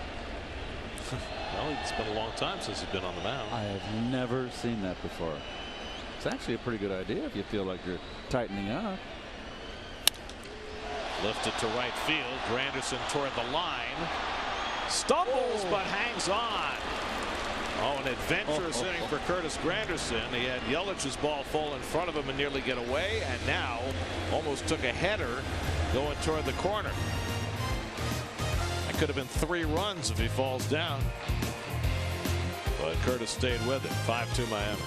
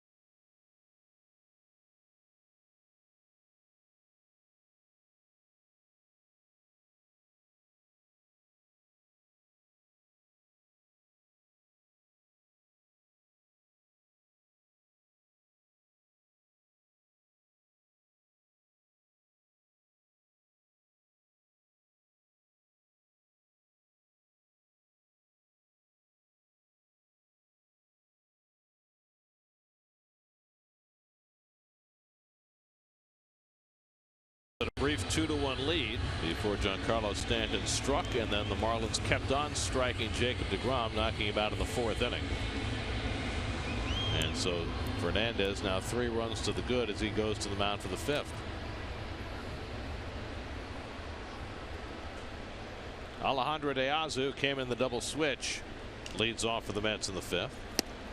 De Aza appeared as a pinch hitter last night and drew a walk. Later was caught stealing.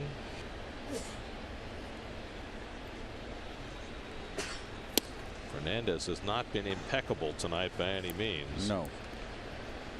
Certainly not as dominant as he was the last time the Mets saw him 6 weeks ago. But you know something? The great pitchers. Line the other way, and De Aza has a base hit. Took the 2-0 fastball into left field, and the Mets have their 4th hit against Fernandez. As I was about to say before De Aza got that rope to left field, is that when a great pitcher struggles and then the team gives him a lead, as the Marlins have here, 5-2, that usually gives them what they need to get it together and shut the door. We'll see. Oh, remember, Fernandez spent a lot of time on the bases in that last inning. It was a long half inning for the Marlins. And Reyes takes a slider for a strike. We saw him loosening up in the dugout between innings, which you rarely see. 3rd time around the batting order now. Reyes hit a dribbler and was thrown out by the catcher and then popped up to short, each time on the first pitch in his first 2 at bats. Grounds that one foul, and it's quickly 0-2.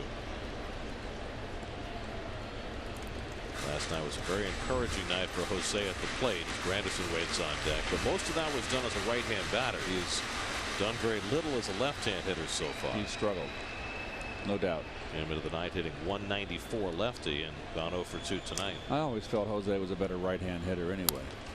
Pops this one up. Easy for Prado. And he catches it in foul territory for the first out.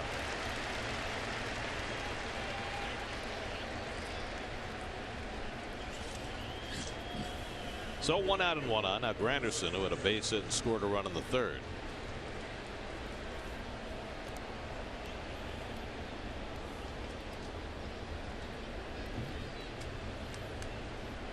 Curtis had a rough time of it in right field that last half inning. With a little different route. He might have been able to catch Christian Yelich's fly ball that fell for a hit and opened up the door in that big inning for the Marlins. It could have been the third out.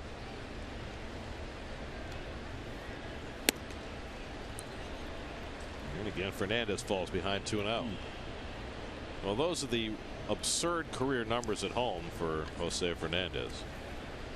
25 and 1. Well, he's already given up a run more than his earned run average. It's a tough mark, isn't it? Ever go out there every day to try to match that? Well, I mean, he is definitely not the best we've ever seen him tonight. And the Mets hoping to crack through against that vulnerability. And there is a lot of game left. His only career home loss came in his first start of the year this year against the Tigers here at Marlins Park. There's a strike, 3-1. Did he just throw a 3-0 change? He threw a 3-0 change. Or else he just threw a lollipop up there. Well, I don't mean that literally. Well, he knows Granderson likes to swing 3-0. Cespedes waiting on deck. And Granderson goes after the 3-1 slider. And now it's a full count.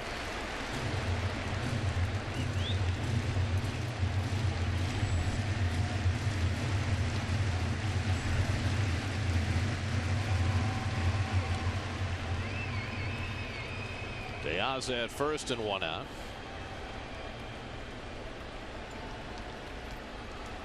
And Granderson takes one the other way for a base hit. Nice turn at bat for Granderson. Got a 3-2 breaking ball and took it into left field. And now the Mets will get Cespedes to the plate as the tying run. Second hit of the night for Granderson. Hanging slider here. Wants it down and in. Look at this. Right down the middle. Lazy breaking ball.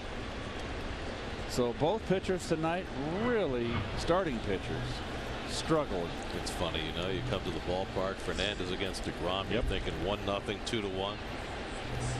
Anything but.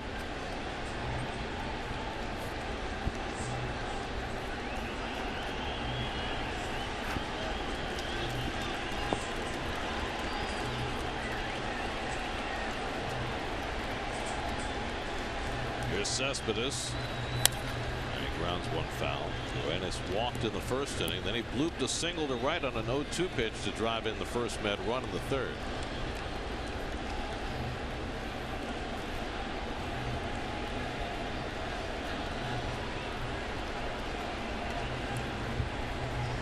Diaz at second. Granderson at first and 1 out.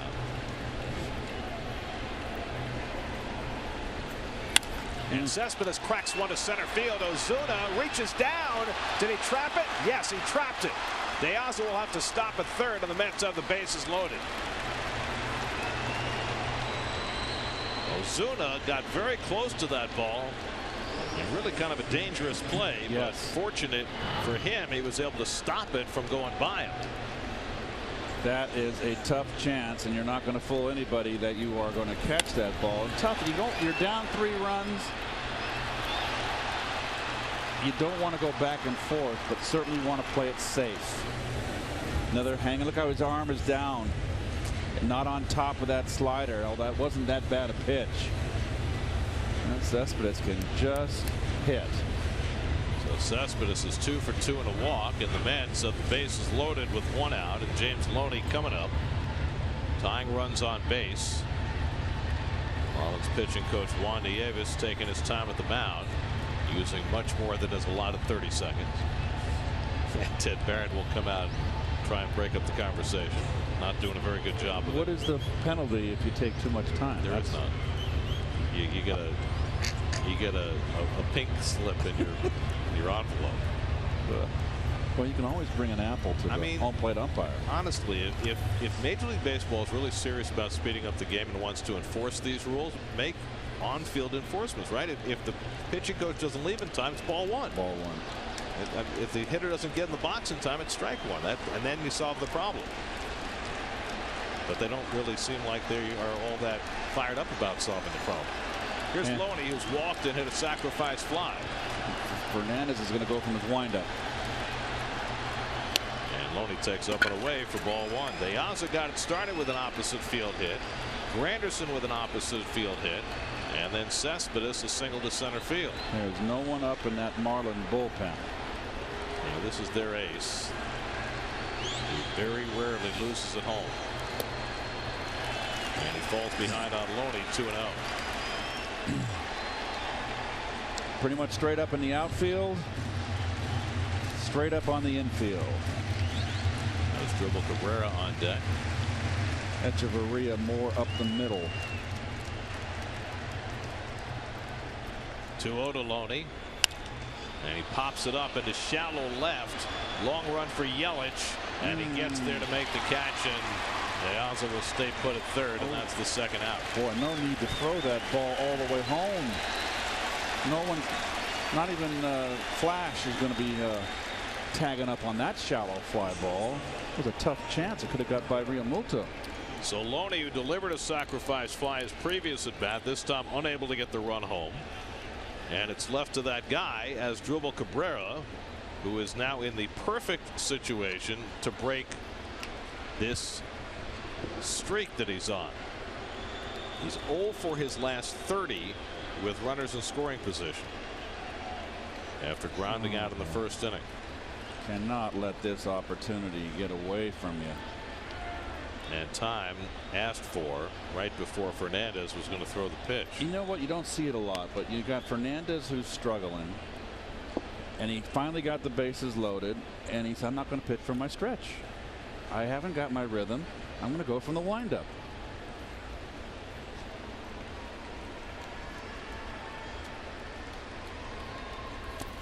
And Cabrera just wailing at that first pitch slider, and we've seen that a lot, particularly in these situations where Cabrera is just geared up to go for that first pitch, even if it's out of the strike zone.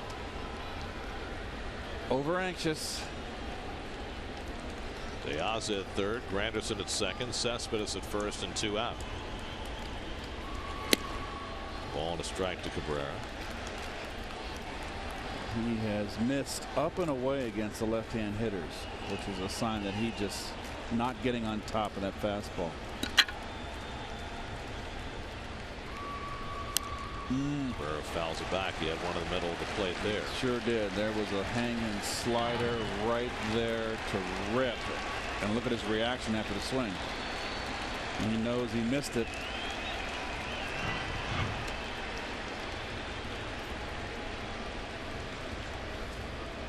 Well, I don't think we've ever seen Jose Fernandez this vulnerable before against the Mets. But he's on the verge of getting himself out of a big-time jam. 1-2 to Cabrera. Dribble watches the fastball sail out of the strike zone again. So he's throwing sliders in the middle of the plate, sailing his fastball outside. Yep. Very good description of that fastball here. 2-2 coming. And he strikes him out with a slider. And Fernandez finds his way through it, and Cabrera's string of RBI futility continues. Mets lead 3 and trail 5-2 halfway through.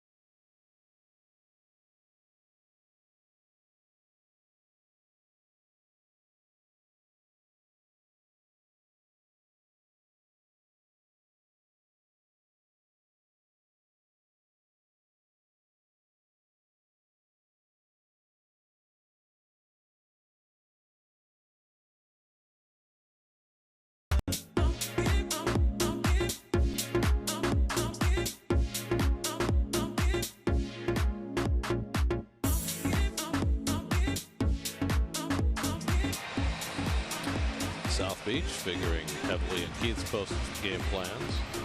You think? No, not a Oh, chance. there's a day game tomorrow. Hey, you can't soar with the Eagles if you hoot with the Owls, Gary. I never heard that one before. That's very good. And Danny Echeverria leads off the home fifth against Seth Lugo, and trying to bunt his way on, fouls it back. Wow. Both pitchers just really not with their A game tonight. Starting pitchers. But Fernandez able to get through a bases loaded jam and keep a 5-2 lead going to the bottom of the fifth.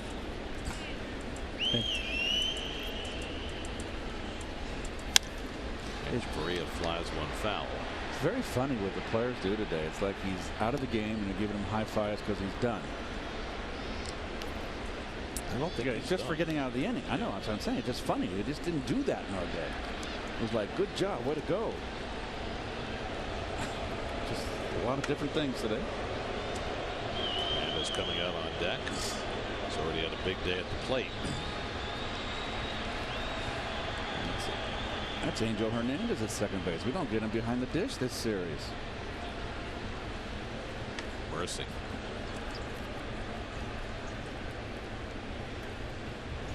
And the curveball whacked into left field, a base hit for Echeverria. So Lugo got a head 0-2, hung a curve, and there's a leadoff hit for Echeverria, his second hit of the night. Gosh, do you bunt Fernandez? He's 2 for 2. Fernandez. Of course you do. Hanging breaking ball.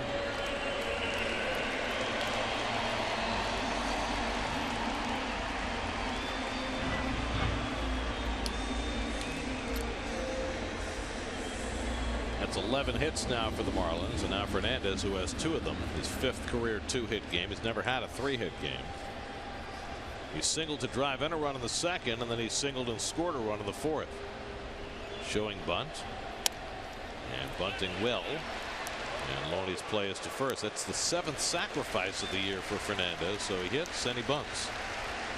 Makes it look easy. 3-4 for the first out. He's very casual here, but he straightens the bat. There you go. Very loose. Didn't choke the bat. And he sticks his nose in there. I can't, I can't get overexcited about doing analysis on bunting, Gary. It's not my cup of tea. But so many hitters and even pitchers, they don't do it the way Fernandez just did. It's become an aberration in the game. I really have to work hard on it. Well, I think that may be something you want to work on during the off season. Get ready for next year. Get in the gym, do a little bunting analysis. Real Muto is 1 for 3. Has hit the ball hard 3 times in a row.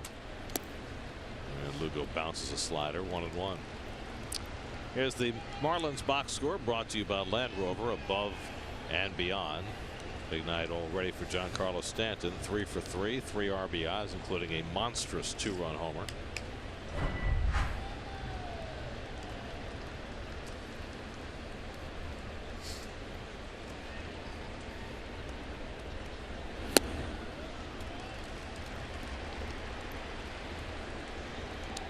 Seth Lugo came in the 4th behind DeGrom and walked the first 2 batters without throwing a single strike, and that forced in a run. Added to DeGrom's line. Jacob wound up giving up 5 runs and 10 hits over 3 2/3. Second shortest outing of his career. The high strike, 2-2. The only shorter start DeGrom's ever had was last August in Philadelphia. He lasted 2 2/3. This one came rather unexpectedly on the heels of a terrific hot streak for Jake, but it came crashing down tonight. Realmuto slaps one to the right side. Walker closing ground and gets him by a stride, 2 away. Over to third goes Echeverria. Realmuto maybe the fastest catcher in the game right now. Almost beat that play at first. Almost like John Stearns, the former Met, was one of the fastest catchers. John stole a lot of bases. John Wathan broke Stearns' record, right? Watson had like 34 steals in the season.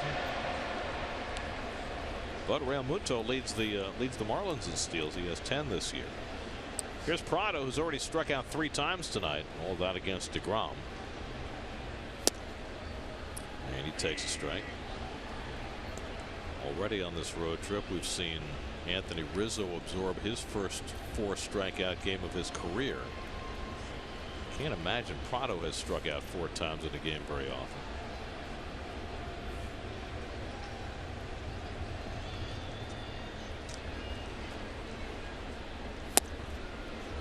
And he takes a strike, and it's 0-2.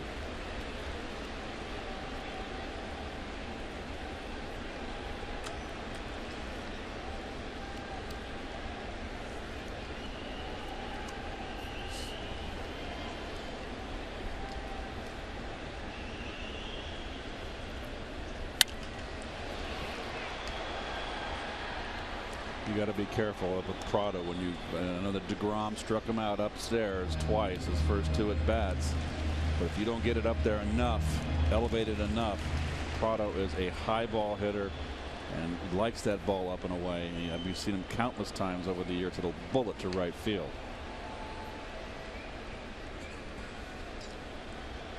Oh, 2 from Lugo. That's line foul.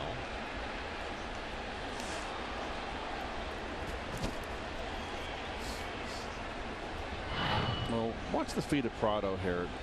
There's no stride. I think it's a defensive. He's 0-2, so I think he's more in a defensive mode here, protecting the plate. And the curveball lined to left for a base hit, and that'll bring in a run. Lugo gives up 2 hits in the inning, both on 0-2 curveballs, and the Marlins now lead at 6-2. Well, you strike out 3 times. That's a big redeemer right there. You got that right, Garrett. Good call, the hanging curve. We'll take a look at the feet. No stride. Just a little lift. And you get a nice break there with a behind the count, and you get a hanger. So the Marlins now have stretched their lead to 6-2. Christian Yelich has been on base 3 times in a row, a walk and 2 singles. He's scored 2 runs.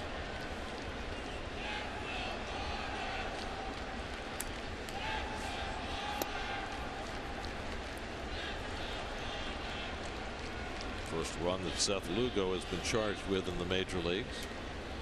Gave up an inherited run in the last inning, but the first of his own. Marlins now with 12 hits on the night. Stanton, who has 3 of them, is on deck.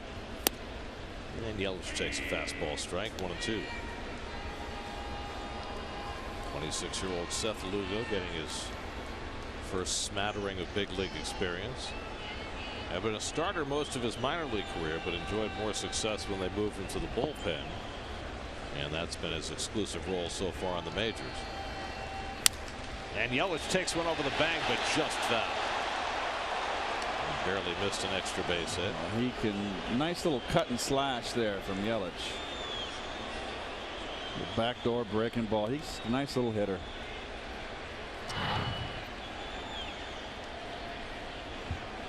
Just foul. Will Little, the third base umpire, in a perfect position to call it.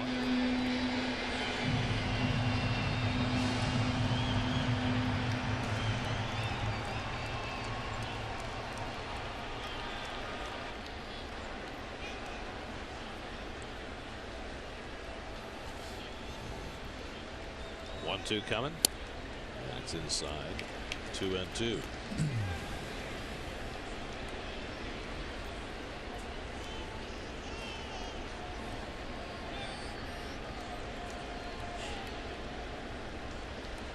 Prado at first and 2 out with a run home here in the 5th. Marlins have scored in 4 straight innings now. And Yelich chases the slider away for strike 3. First strikeout for Lugo. Marlins tack on a run after 5 at Miami. 6-2 Marlins.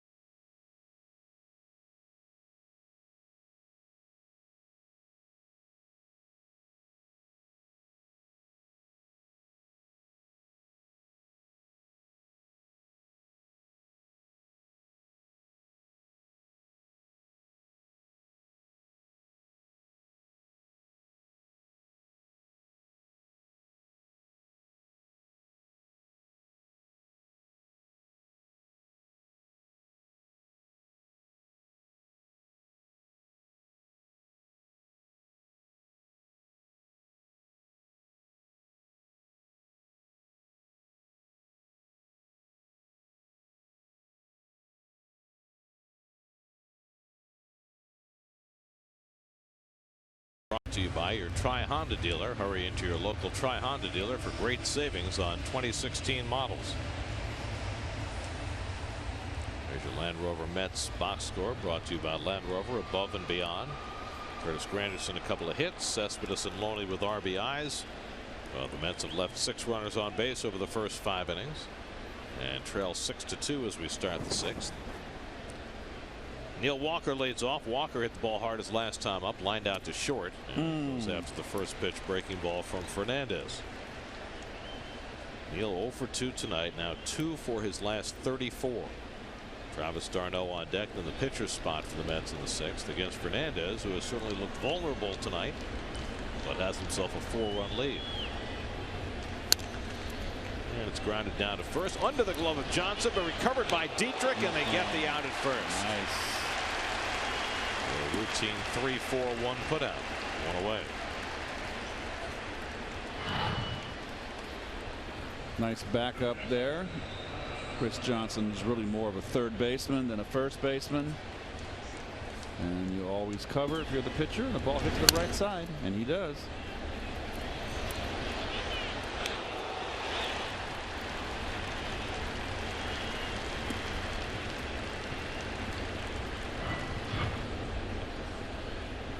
So 1 out and nobody on. Now Travis d'Arnaud, who's flied out and struck out 0 for 2. Michael Conforto has come out on deck with the pitcher due up next.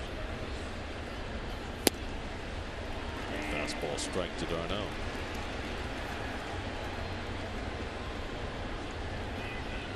The Nats and Padres are tied 2-2 in the 7th in Washington. Mets began the night 5 games behind Washington, and Miami 4.5 out. After the Padres won last night, the Nats have lost 4 of 5 heading into tonight. Lostardo up in the Mets bullpen.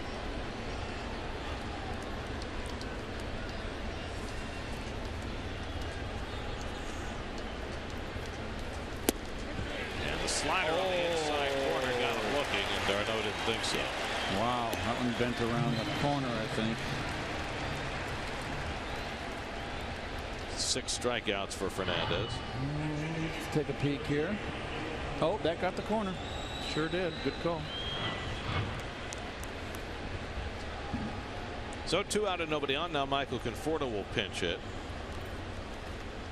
Conforto has been taking fly balls in center field the last couple of days here in Miami, but Terry Collins does not want to use him in this huge center field. But you'll probably see him start to play some center field when the Mets get home this week. Certainly not his natural position, but the Mets have to find a way to get him into the lineup, and they have to find a way to not use Cespedes in center field. And so they may sacrifice a little defense to be able to do that. Trying to take some of the pressure off Cespedes' legs. The dog days, Gary, are upon us.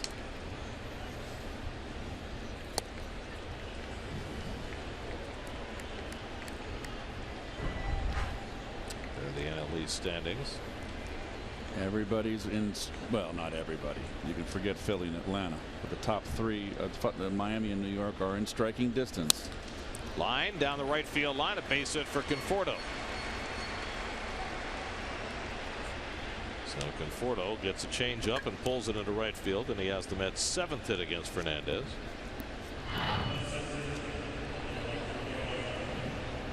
Change up, stayed back, nice hitting. Change up in a good spot, just not away enough. Look at the balance. Let go with one hand. That's just a nice swing, good hitting.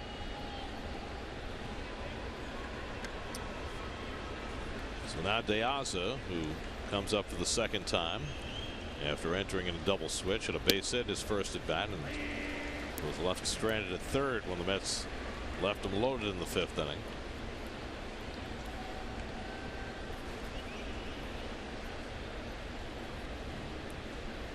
Fernandez about to throw his 90th pitch of the night. And De Aza goes after the high breaking ball, and it's 0-2.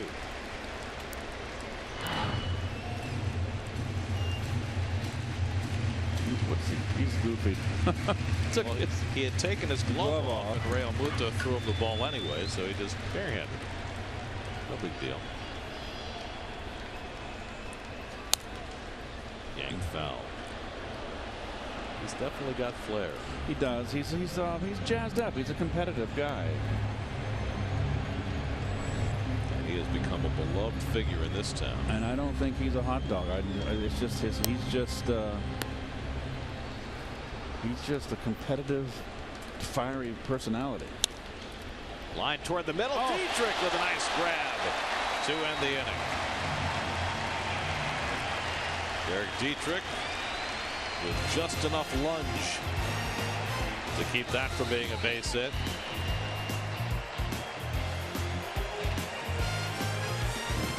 Middle of the 6th. Fernandez and the Marlins up 6-2.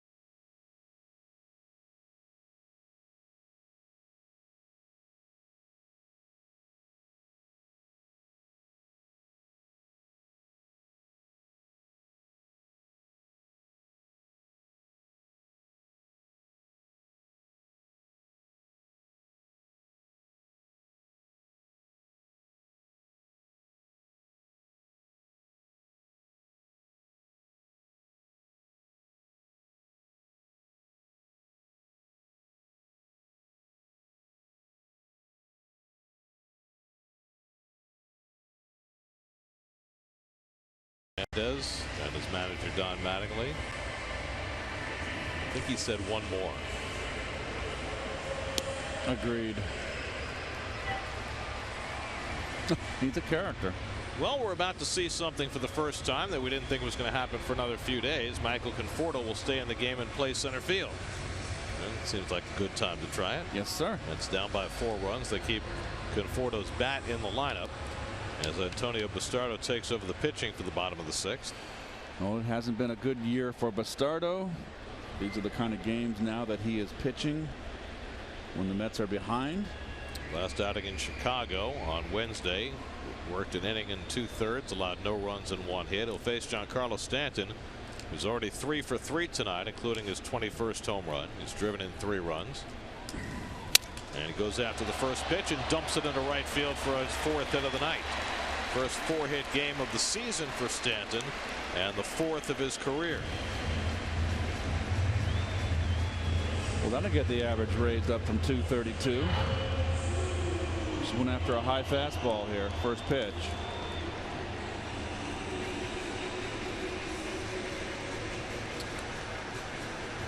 Stanton's last 4-hit game came in August of 2012, of course, against the Mets. Changeup. So 4 for 4 for Stanton tonight. He might get another turn at bat. Here's Ozuna, who's doubled and walked. 1 for 2 on the night. Bastardo sails one high. Seth Lugo worked an inning and a 1/3 in relief, allowed a run on 2 hits, walked 2, struck out 1.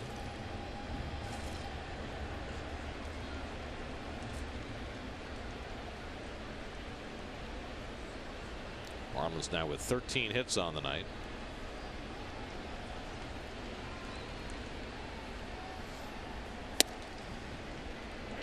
Slider in for a strike to Ozuna, 1-1.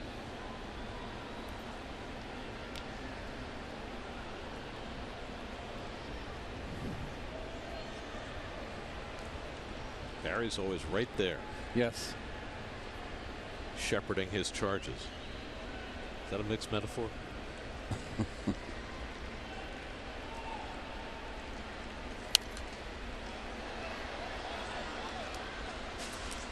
Guiding his acolytes. You're trying too hard now. It's 6-2 in the 6th. Pull the reins back a little bit, Garrett. Okay. I'll go with monosyllables. Derek Dietrich, the on deck batter.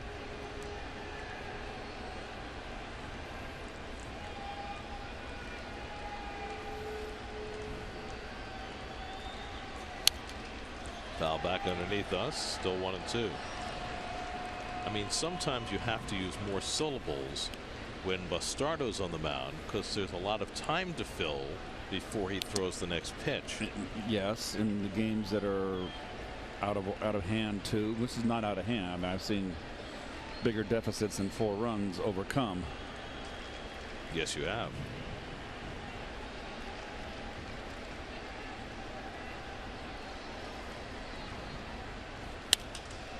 Ozuna flies one out to right, easy for Granderson. And that's the first out of the inning. Score around the majors brought to you by your local Infinity retailer. Mac Williamson got the game-winning hit in the 12th inning for the Giants. They snap a 6-game losing streak and win at Yankee Stadium in the 12th. Then Revere tied up the game for the Nats. They're now in the 8th, tied with San Diego 2-2. And the Cardinals, who got beat in 16, the Dodgers, who got beat in 16 innings last night, up on the Cardinals 7-2. They're beating up on Mike Leake, who had been so good lately for St. Louis. Here's Derek Dietrich, who walked with the bases loaded to force in a run against Seth Lugo in the 4th. 0 for 2 on the night.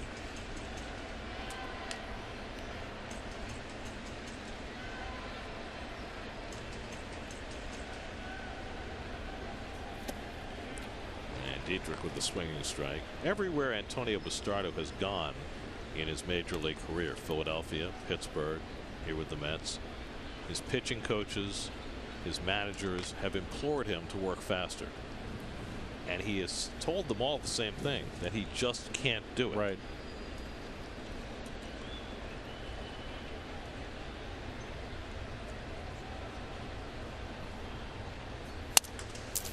One hopper, should be 2. Cabrera takes it himself. 6-6-3 double play ends the inning. So Bastardo broke a bat, got a couple of outs. And that gets the Mets through the bottom of the 6th. On to the 7th we go. 6-2 Miami.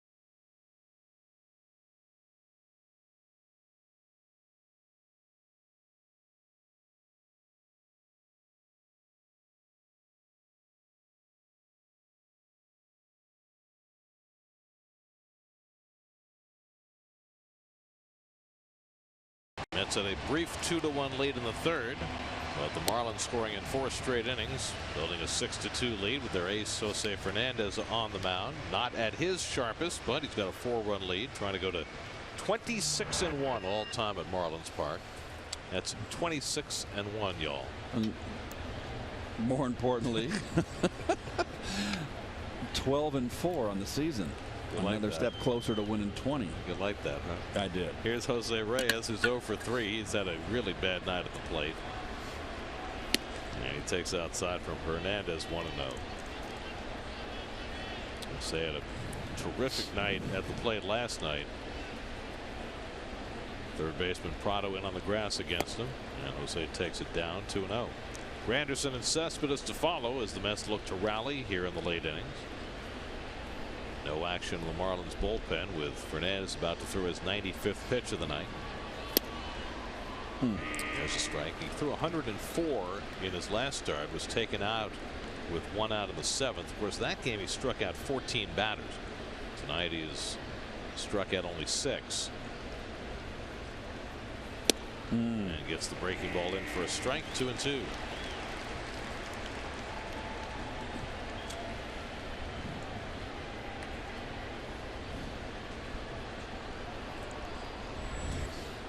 Granderson has 2 hits tonight. So does Cespedes, who's behind him in the lineup. And Reyes, wow, just got a piece of that one with a chopping swing. That was absolutely no rotation of the hips. That was a broom sweep. He was playing defense.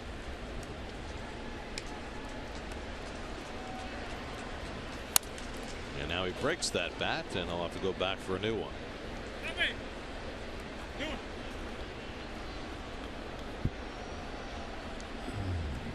Fernandez walked 2 in the first inning, has not walked anybody since.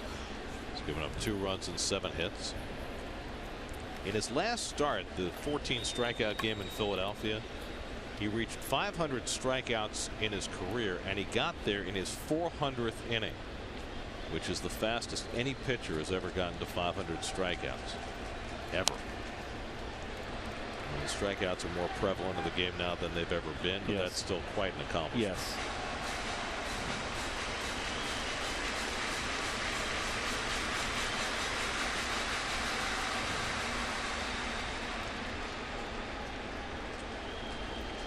Eighth pitch of the at bat to Reyes, and he bangs one down to first. Easy play for Johnson.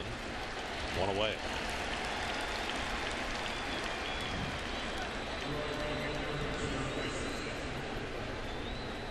So 1 out and nobody on. Now Granderson, who's 2 for 3 tonight, and Curtis's hits have gone to center field and to left field. It's got both their runs in the third. DeGrom got the rally started with a double. And came around to score on a Cespedes hit. Loney drove in a run with a sac fly. Mets had another scoring chance in the 5th when they loaded the bases with 1 out, but failed to bring anybody home.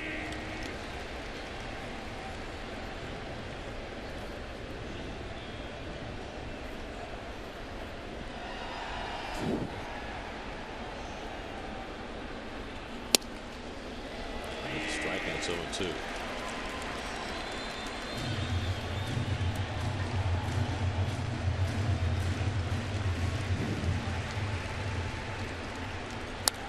Granderson hooks one down the right field line, foul. So tomorrow is induction day in Cooperstown. Mike Piazza and Ken Griffey going in the Hall of Fame. And as is the case virtually every year when the Hall of Fame induction is going on, Granderson pops one up, and the third baseman Prado calling for it. 2 out. When the Hall of Fame induction ceremony is going on, everybody who's involved in Major League Baseball will be working. Mets will be playing their game. Everybody else around baseball will be playing their games. And it has struck me repeatedly over the years that it would make entirely more sense if Major League Baseball would declare Hall of Fame induction day a baseball holiday, so that everybody around the game and all the fans of the game can focus their attention on Cooperstown. It's a good idea, Gare. You can do it on a Monday. Well, if you do it on a Monday, then it's harder for the fans to go to Cooperstown, and I know the folks up there would rather do it on a weekend. But how about this? Why don't you make it a little bit earlier, and after the All-Star break, instead of having a 4-day break, let everybody play Thursday, Friday, Saturday, and make that Sunday an off day for everybody in baseball, and have that be induction Sunday. I think that's too many days off unless you're going to back up. Then you start playing on Wednesday. My feeling is do it a long weekend. Fans will come Friday, have all the events Friday, Saturday, Sunday, then have the induction on Monday and make it a 4-day weekend. Because Monday and Thursdays are always the traditional days off in baseball. Correct? Well, for years we had a 3-day All-Star break, and it's only become a 4-day break recently. Right. And I'm just thinking, you know, instead of having Monday off, have everybody off Sunday. Now I know, you know, teams want to have games on Sundays, but frankly, from a TV point of view, Thursday night's better than Sunday. I mean, there are a lot of arguments. The point is that if you want the Hall of Fame to be something special, you should have everybody who cares about baseball able to focus on it on the day that players are inducted. And it's something that baseball's never seen fit to do, and I think it would be a great thing. 2-2 to Cespedes, and it's up and away, full count.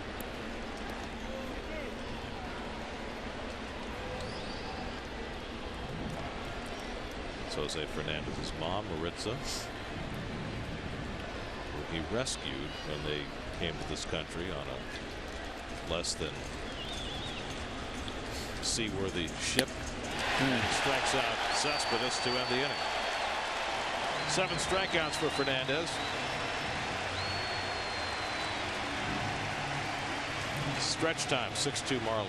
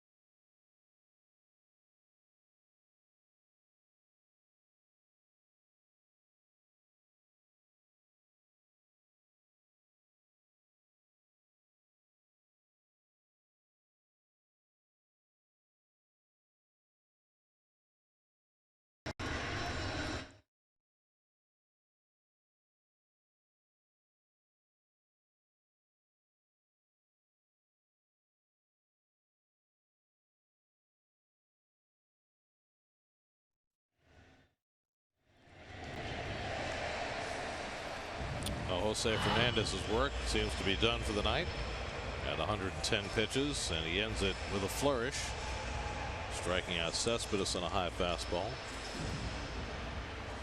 Yeah. Mom likes it. That a labor of love there. That 7-inning performance. Nice little smooch to his mom. Chris Johnson leads off the home 7th.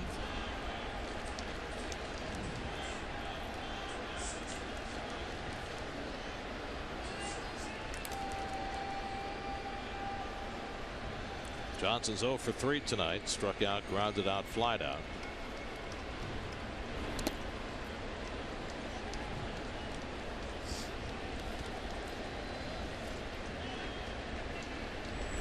Danny Echeverria on deck, and then the pitcher spot. Bastardo beginning his second inning of relief. Gave up a leadoff hit to Stanton in the 6th, but got a double play to get through the inning unscathed. There's a strike to Johnson, 2-1. Jacob deGrom lasted just 3 2/3 tonight. Second shortest outing of his career. Fernando Rodney up in the Marlins bullpen.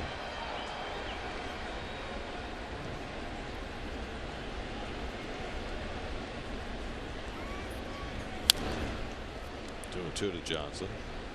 Well, the last time the Mets faced Jose Fernandez, they had Matt Harvey on the mound, and it came off as advertised, a 1-0 final, with Fernandez striking out 14. He was not great tonight, but he was good enough, and deGrom had one of his worst outings of the year, so not as advertised.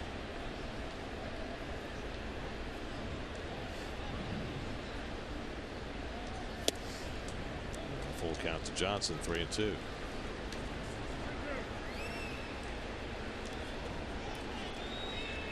Seth Lugo worked an inning and a third behind deGrom, and now Bastardo trying to get through a second inning to save the main cogs in the bullpen for another day.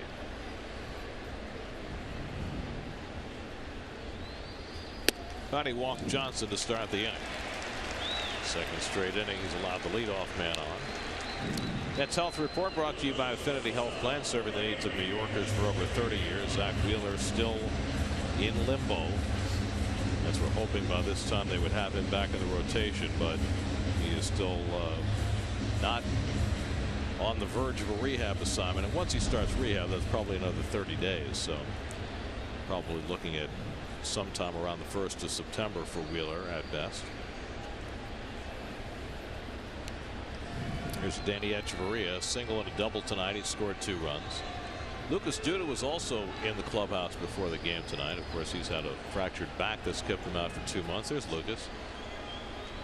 Ah, Lucas.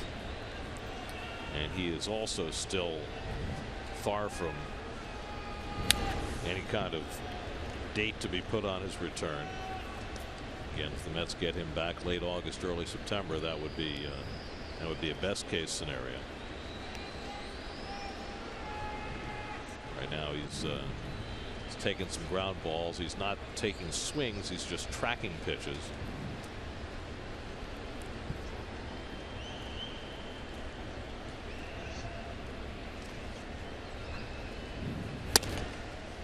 One and one to Echeverria.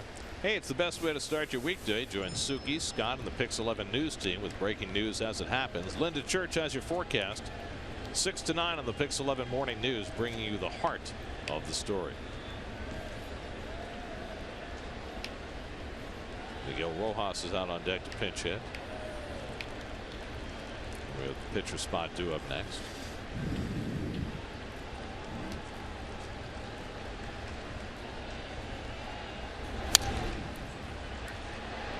You know what we could do the next time Bastardo comes in the game? We could, between pitches, we could write a song. Okay. You write a line, I write a line. We could probably put together a couple of hits. I'll do the orchestration. You do the lyrics. It'll be like Oscar and Hammerstein. Which one are you?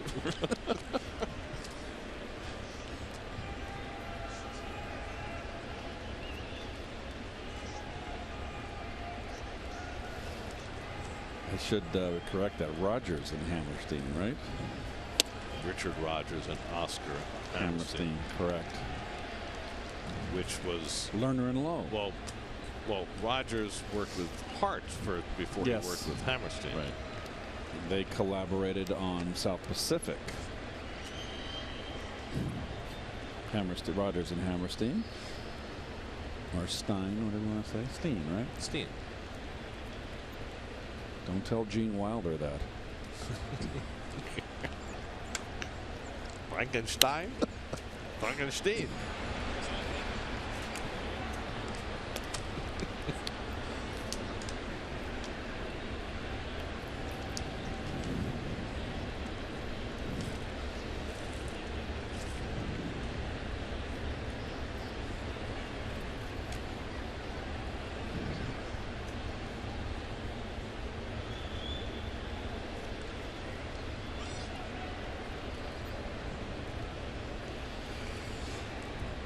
Now the 2-2. And it's lifted to right. Granderson easing back. It's the first out of the inning, and Johnson holds it first, one away. Now Miguel Rojas will be the pinch hitter. Rojas started the game at third base last night with Prado getting the night off. He had 2 hits, a single and a double. Of course, the pinch hitter everybody wants to see here in Miami is number 51. That would be Ichiro Suzuki, who was just 4 hits shy of 3,000 for his career, but with a lefty in the game, Don Mattingly using his right-handed bench. They've got a beginning of a 10-day homestand here for the Marlins. Second game of that 10 days, so he's going to get some playing time. It's hard for Ichiro to break in with this outfield. He gets a start about every week, and it seems every time he starts, he gets 3 hits. I mean, he's having a phenomenal season at age 42. He's hitting 343, I believe, right? Well, he got out. He in and out last night. Struck out. Let me see. 341. 341. What that'll have to do. 9 for 33 as a pinch hitter.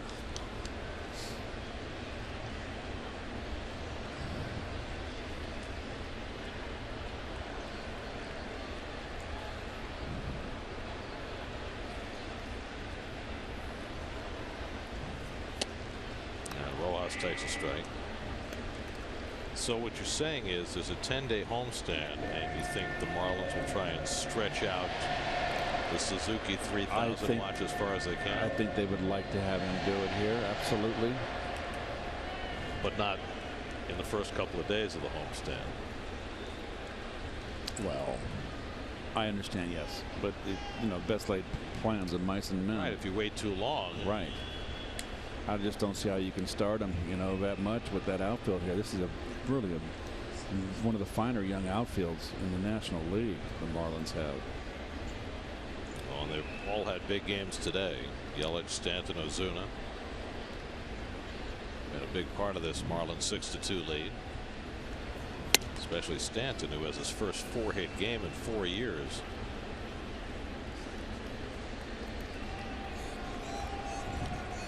And barring a double play in this inning, Stanton should get a crack at another turn at bat with a chance for his second career 5-hit game.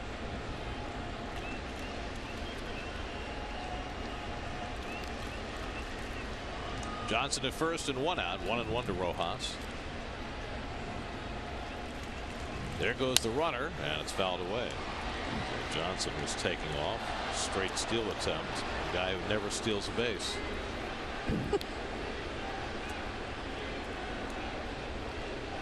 I mean, he has not had a stolen base attempt all year. But he got his uniform dirty. Maybe they're trying to move the game along.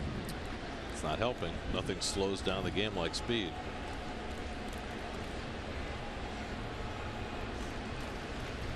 That's irony. I know it. I've heard you.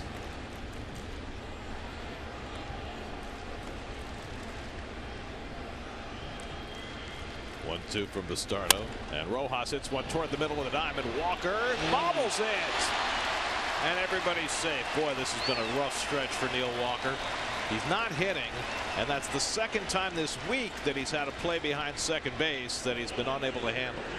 I know exactly why he made the error here, and I've done this at first base, but he's trying to turn 2, and you get to the point where I want to get in front of it, but he probably could have backhanded it. But you want to get in front, and you get caught in between, and there's your E4.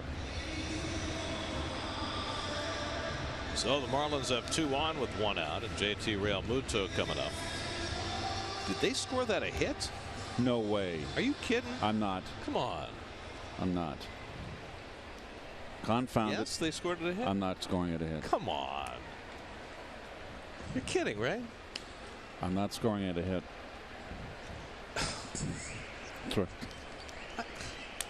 How can you score it? Come on. Well, yeah, I'm on your side here. It's Realmuto, and he grounds one toward third. Nice pickup by Reyes. Out at second. Walker with the turn, not in time. Reyes had the fortuitous bounce from glove to hand and got the out at second, but Realmuto just too quick and beat it out at first. In between hop for Jose. Does everything right with two hands. You're right about that. That could have been another error right there. No, it could have been the first error because they scored the last one ahead. It's an error. I mean, I wrote down E4 and I'm getting the whiteout out, but come on, that can't be. They'll change. They got to change it. They got to change that, don't they? Well, if I'm Bastardo and I wind up giving up a run in the inning, then I would think he would want to get it changed. But these days there's a committee that anybody, whether it's the hitter or the fielder or the pitcher, they can appeal and it gets reviewed and it can be overturned. There were in my day some players that would get, very few, I mean not even a sprinkling, who would get on the phone and I mean woof at the scorekeeper or get him the next day in the clubhouse. I will not name names, but it's well, there was a very famous one that happened after you left with Bobby Bonilla calling the press box, and that was there's a whole to-do about that because he made an error in the course of a 7-run inning, came into the dugout, and rather than worrying about his next at bat, called the press box to complain about the error. I used to give Red Foley all the some kidding, because Red was an old curmudgeon and I loved him. He was official scorekeeper, but he was old school and he would not give you a break. And he was very alpha male and very. That's it sharply, and Prado's got his second hit and his second run batted in as Johnson comes home. The throw goes to third, and Realmuto is tagged out to end the inning, but not before the run comes home to make it 7-2 Miami. Prado drives on the run. Cespedes throws out Realmuto at third. 7-2 Miami.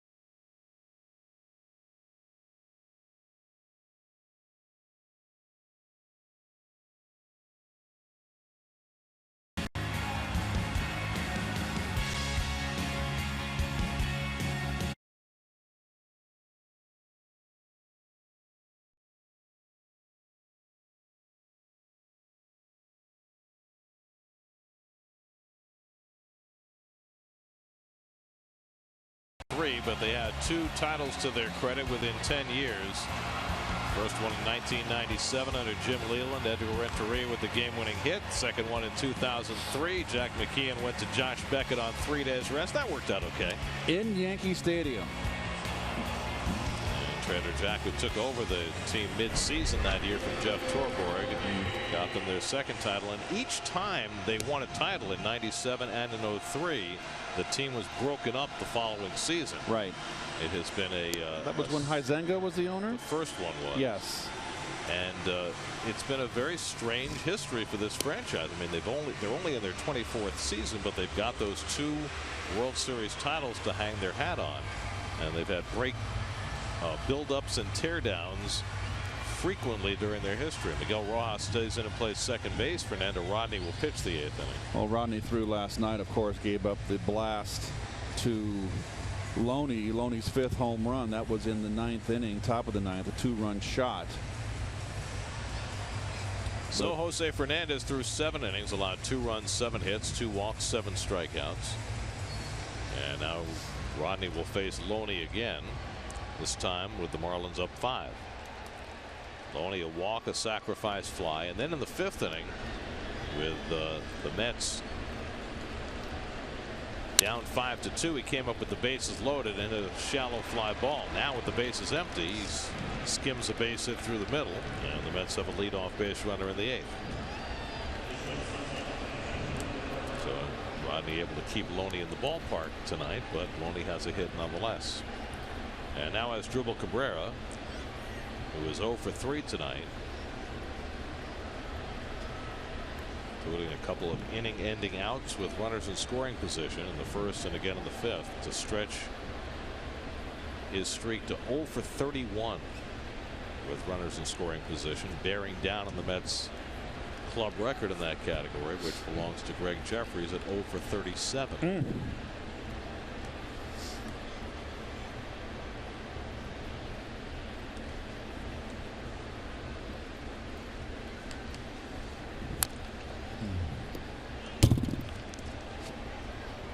New York Mets baseball is brought to you by Dunkin' Donuts. America runs on Dunkin'.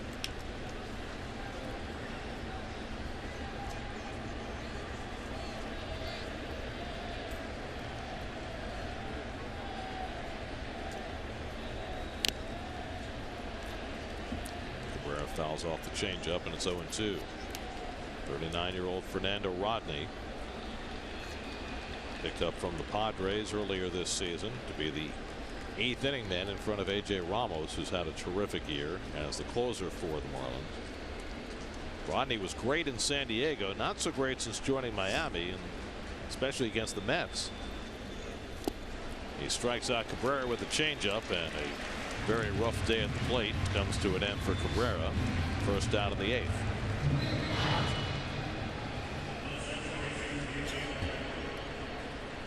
Completely fooled by that sinking change. That's his out pitch. So 1 out and 1 on. Now Neil Walker is 0 for 3 tonight.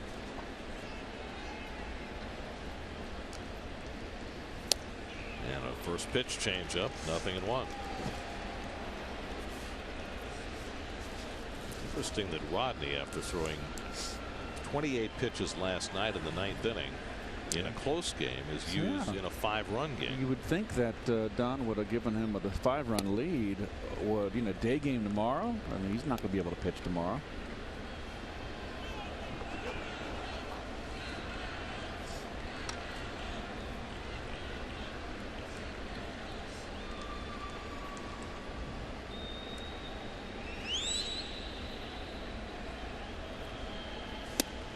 Walker takes inside, ball and a strike.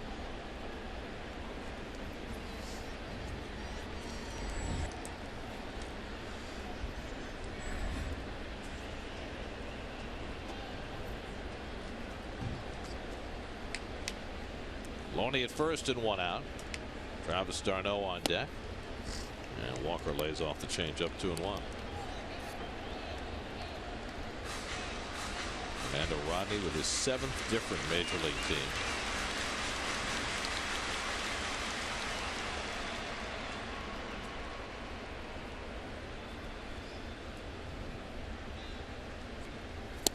Mm. 3-2. That's the big difference today. They want to trick you. 5-run lead, and they want to throw the dip-de-doo at you. I got plan B for that. Dip-de-doo, huh? Little devil, do you? 3-2. Struck him out with changeup. Back-to-back strikeouts for Rodney. 2 out.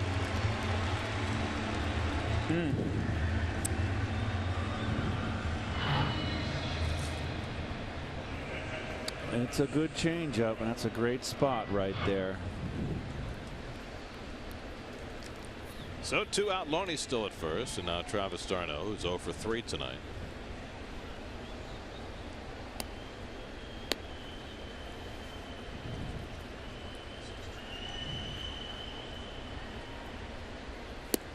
And Travis takes off the plate for ball 1.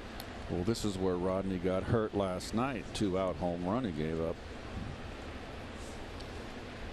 to Loney.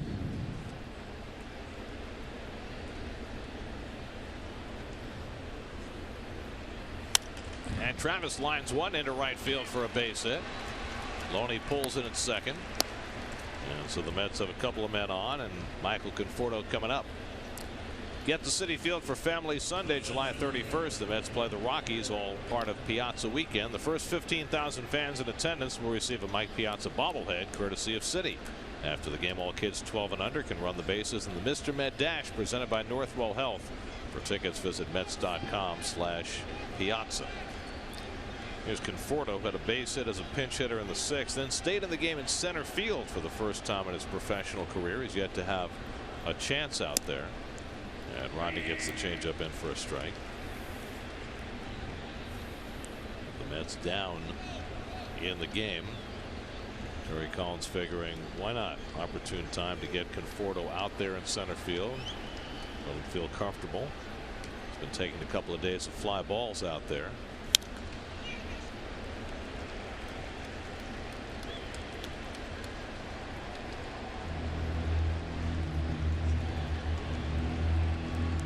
Quickly 0-2 to Conforto. Kelly Johnson's out on deck to pinch hit if Michael keeps the inning going. Eric Goodell and Jerry Blevins up in the Mets bullpen. Here's Kelly. Loney at second, d'Arnaud at first with 2 out. And Conforto is drilled by the pitch. Goodness. And the bases are loaded. Got 5-run lead and got a veteran out there. That's one swing. It's a 1-run ball game. This was a very strange move when Mattingly brought him in, and it's looking stranger all the time. Yeah, I get you right in the old shoulder blade. Right under the O in Conforto. So Kelly Johnson will step in with a chance to do some damage. That's down 7-2. They have the bases loaded and 2 out. And Kelly takes a fastball for a strike. Those are Johnson's overall numbers this year, but Kelly is a Met, pinch hitting 3 for 12 with 2 pinch hit home runs. He's been good. And hitting .339 as a Met overall. One swing from getting right back in the hunt. Well, again, Rodney gets ahead 0-2 as he did on Conforto before he drilled him. Johnson got a start in Chicago on Wednesday, went 4 for 4.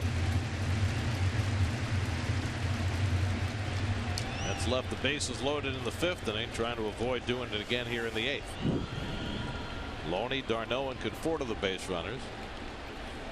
And Johnson just got a piece of the changeup to stay alive.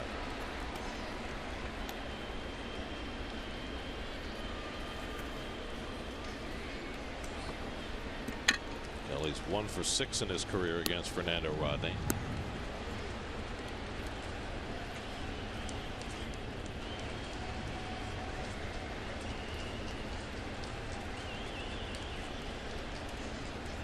.2 up and away.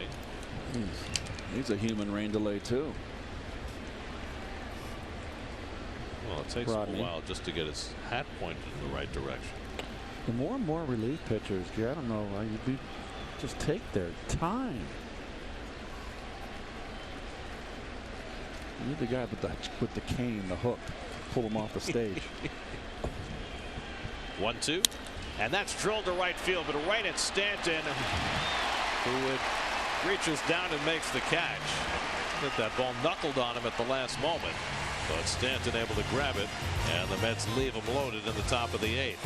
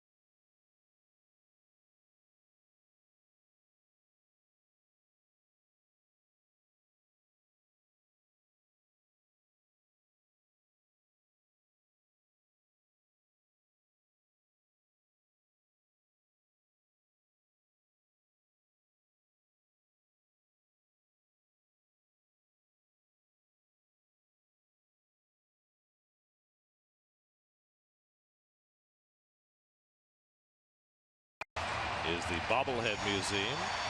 And there's the Mets contingent featuring, well, the Gold Glove. Yes, they got it. Gold's horseradish, Gold Glove. They got everything right with me, except they haven't got my glove facing home plate. I never did that. That's a mistake. And there's Big Dan the man. Miami legend Dan Marino.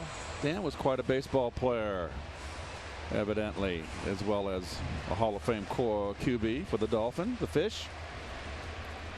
Jerry Blevins will come in to pitch the bottom of the 8th inning, at least for one batter. Comes in to face Christian Yelich, leading off in the 8th. Yelich 2 for 3 and a walk tonight.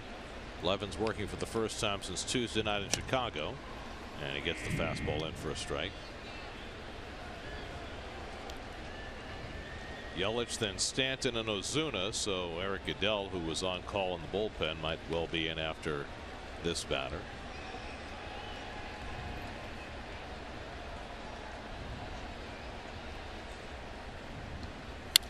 And Yelich takes one the other way for his 3rd hit of the night.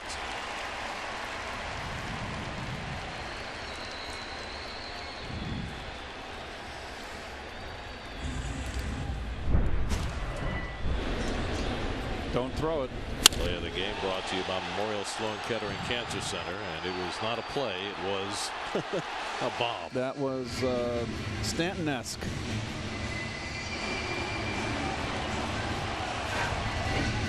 Well, with Stanton coming up, Mets will get the right-hander into the game. Exit for Blevin. Entrance for Goodell. 7-2 Miami in the 8th. We'll be right back.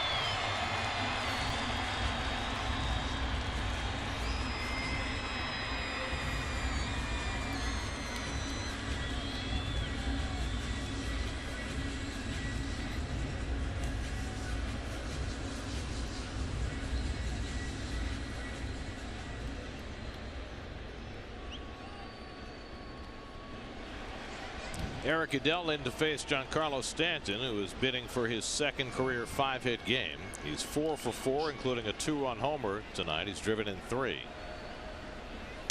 And the first pitch from Goodell is up high for ball 1. Well, Goodell right there, 16th game. He is a Northern California Bay Area kid. Went to Bellarmine High School. I know where that is. A little further south from me. And went south to go to UCLA. Bouncing ball, Walker waiting on it. This play will have to be to first in time to get Stanton as Yelich moves up a base. So Stanton's retired for the first time tonight. University of California, Los Angeles, Garrett. Is that what that stands for?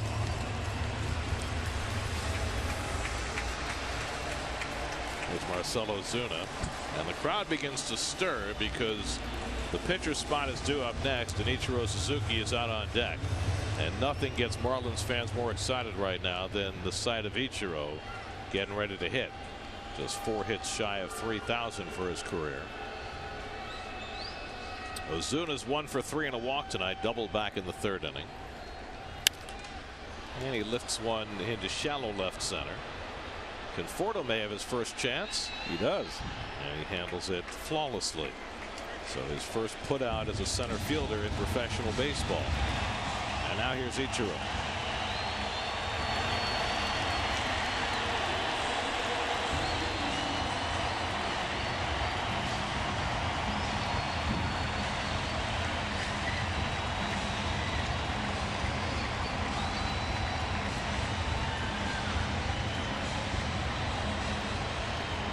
His at-bats have become phenomena, not just here, but in enemy ballparks as well. He got huge ovations in St. Louis on the Marlins' last road trip.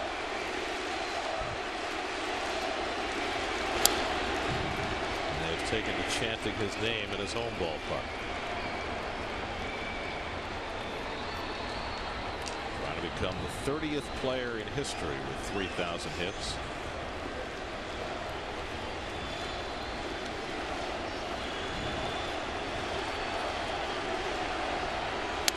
Every other one who preceded him and is eligible, Ichiro will be in the Hall of Fame.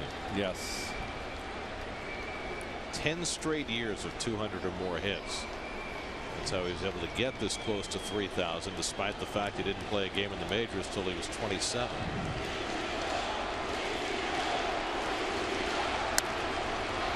He always has that running to first base swing, which a lot of Japanese hitters have that style. Well, a lot of them because they imitated him. And Terry Collins was talking about that tonight. Terry, managed in Japan for a while, and he said it works for Ichiro because he was able to hit routine ground balls to short and beat them out because he was so fast. But not too many players had the speed that Ichiro Suzuki had in his prime. 1-2, and he pulls it on the ground right at Walker. A little bobble, but Neal makes the play for the 3rd out, and that ends the inning. So Ichiro still 4 shy of 3,000. And we go to the 9th in Miami with the Mets down by 5.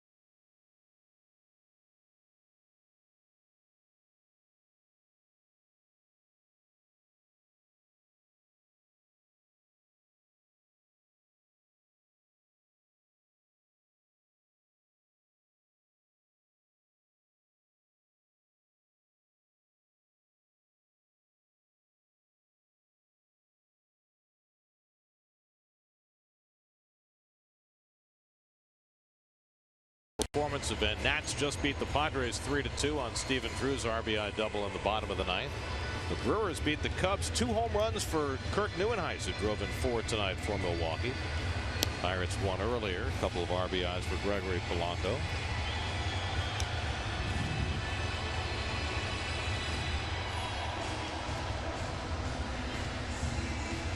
Not pictured there. The Cardinals up down 7-2 to the Dodgers. That's in the 9th inning. Game of import in the wild card race. There's Nick Whitgren, a rookie, 25th game. having himself a nice little year. Nice walks. Only 5 walks in 30 innings pitched. Top of the batting order, Jose Reyes leads off in the top of the 9th. Jose 0 for 4 after his 3-hit game last night.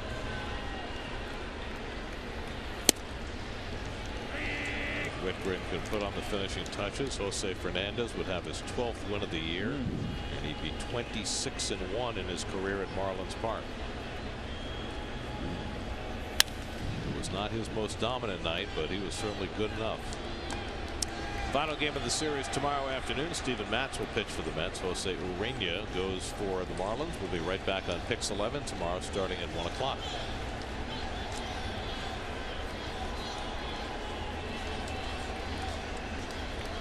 Hernandez went 7 tonight. Allowed 2 runs, 7 hits.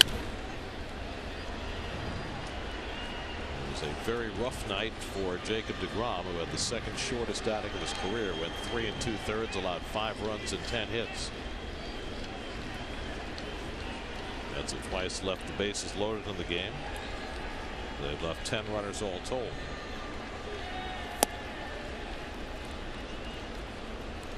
Coming up next on Pix 11, it's the Pix 11 News with Corey Chambers, and over on SNY, it's WB Mason Post Game Live.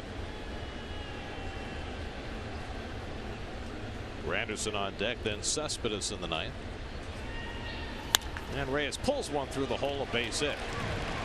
So the Mets have their 10th hit of the night, and the leadoff man on the top of the 9th. Well, you don't want to give away those bats. 0 for 4, down 5 runs. Get yourself a knock. Now Don Mattingly used his setup man Fernando Rodney with a 5-run lead.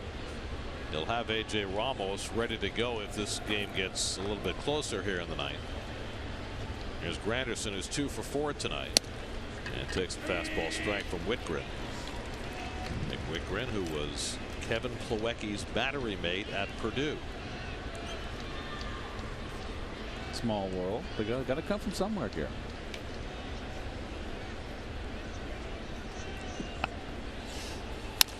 I can remember that. Yes, do that. Rojas to Echeverria, and they can't go on Granderson. Close play. We might get a challenge on this one. Chris Johnson immediately signaled into the dugout to get them to look at it. I think it looked like they had him. We'll see. It's Tim Wallach right there on the horn.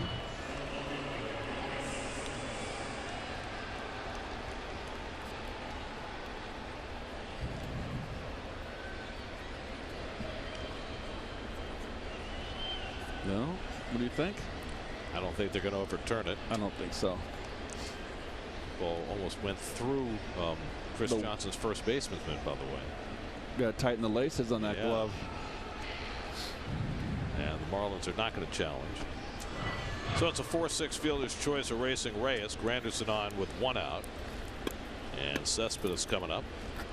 Ioannis tonight 2 for 3 and a walk. He had a bloop single to drive and a run in the 3rd when the Mets scored both their runs against Jose Fernandez and took a brief 2-1 lead. But 6 unanswered runs for the Marlins, who've scored in 5 different innings. And Cespedes takes a fastball strike from Whitgren.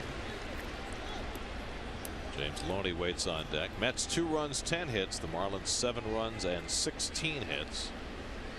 One of which will be an error when the game's changed.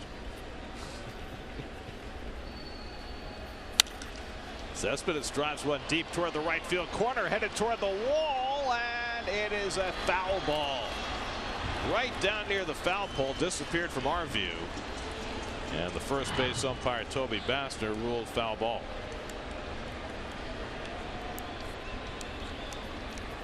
Yes, sir. By about a foot. Oh, but not quite. Like a correct call. No. So Cespedes, who doesn't often hit them with power that way,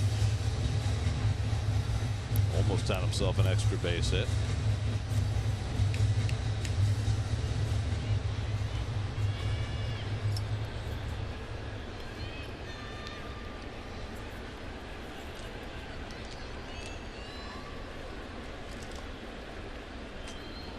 Lindgren ahead of him 0-2. And Cespedes fouls that one away. Houston Astros won again tonight. Evan Gattis hit 2 home runs. They beat the Angels for the 10th straight time. Texas is leading, but Texas's lead is down to 2.5 games over Houston going into the night. The Astros were 11 games behind 5 weeks ago, and they've cut it to 2.5 by winning 21 of 29. Cespedes pops one up into shallow left, and Yelich jogs in to get it, and there are 2 out.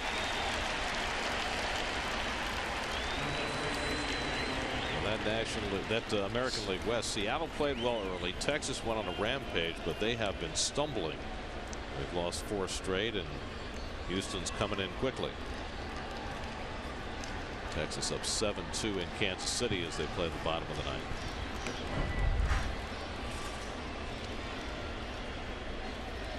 Here's Loney, who's walked, singled, and delivered a sacrifice fly. 1 for 2 on the night. Anderson takes off for second. He'll arrive there with defensive indifference.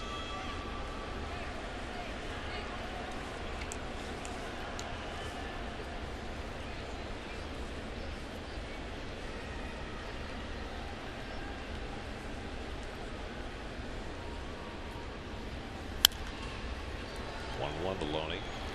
Dodgers have won their game in St. Louis 7-2. So if all stays as it is here, the Dodgers would finish the night still a game up on Miami.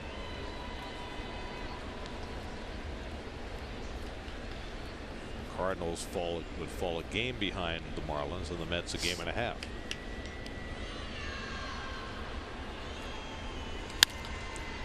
Fouled away, and now the Mets are down to their final strike.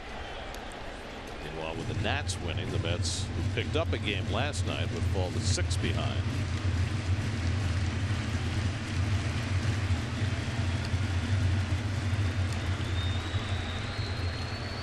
Had a terrific April. They were 15-7, but they have been under 500 since the end of April. It's kind of toddling along.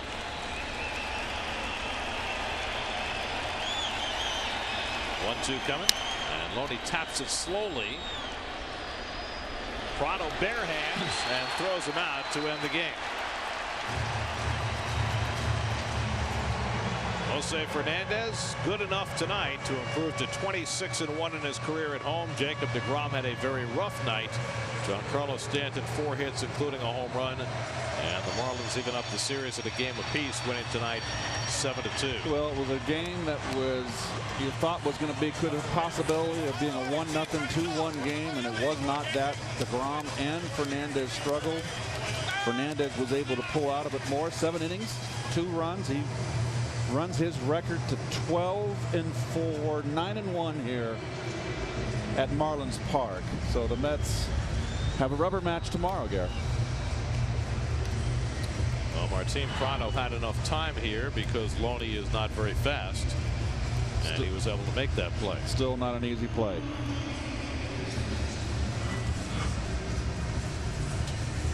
Here's your game summary brought to you by the Dodge Summer Clearance Event.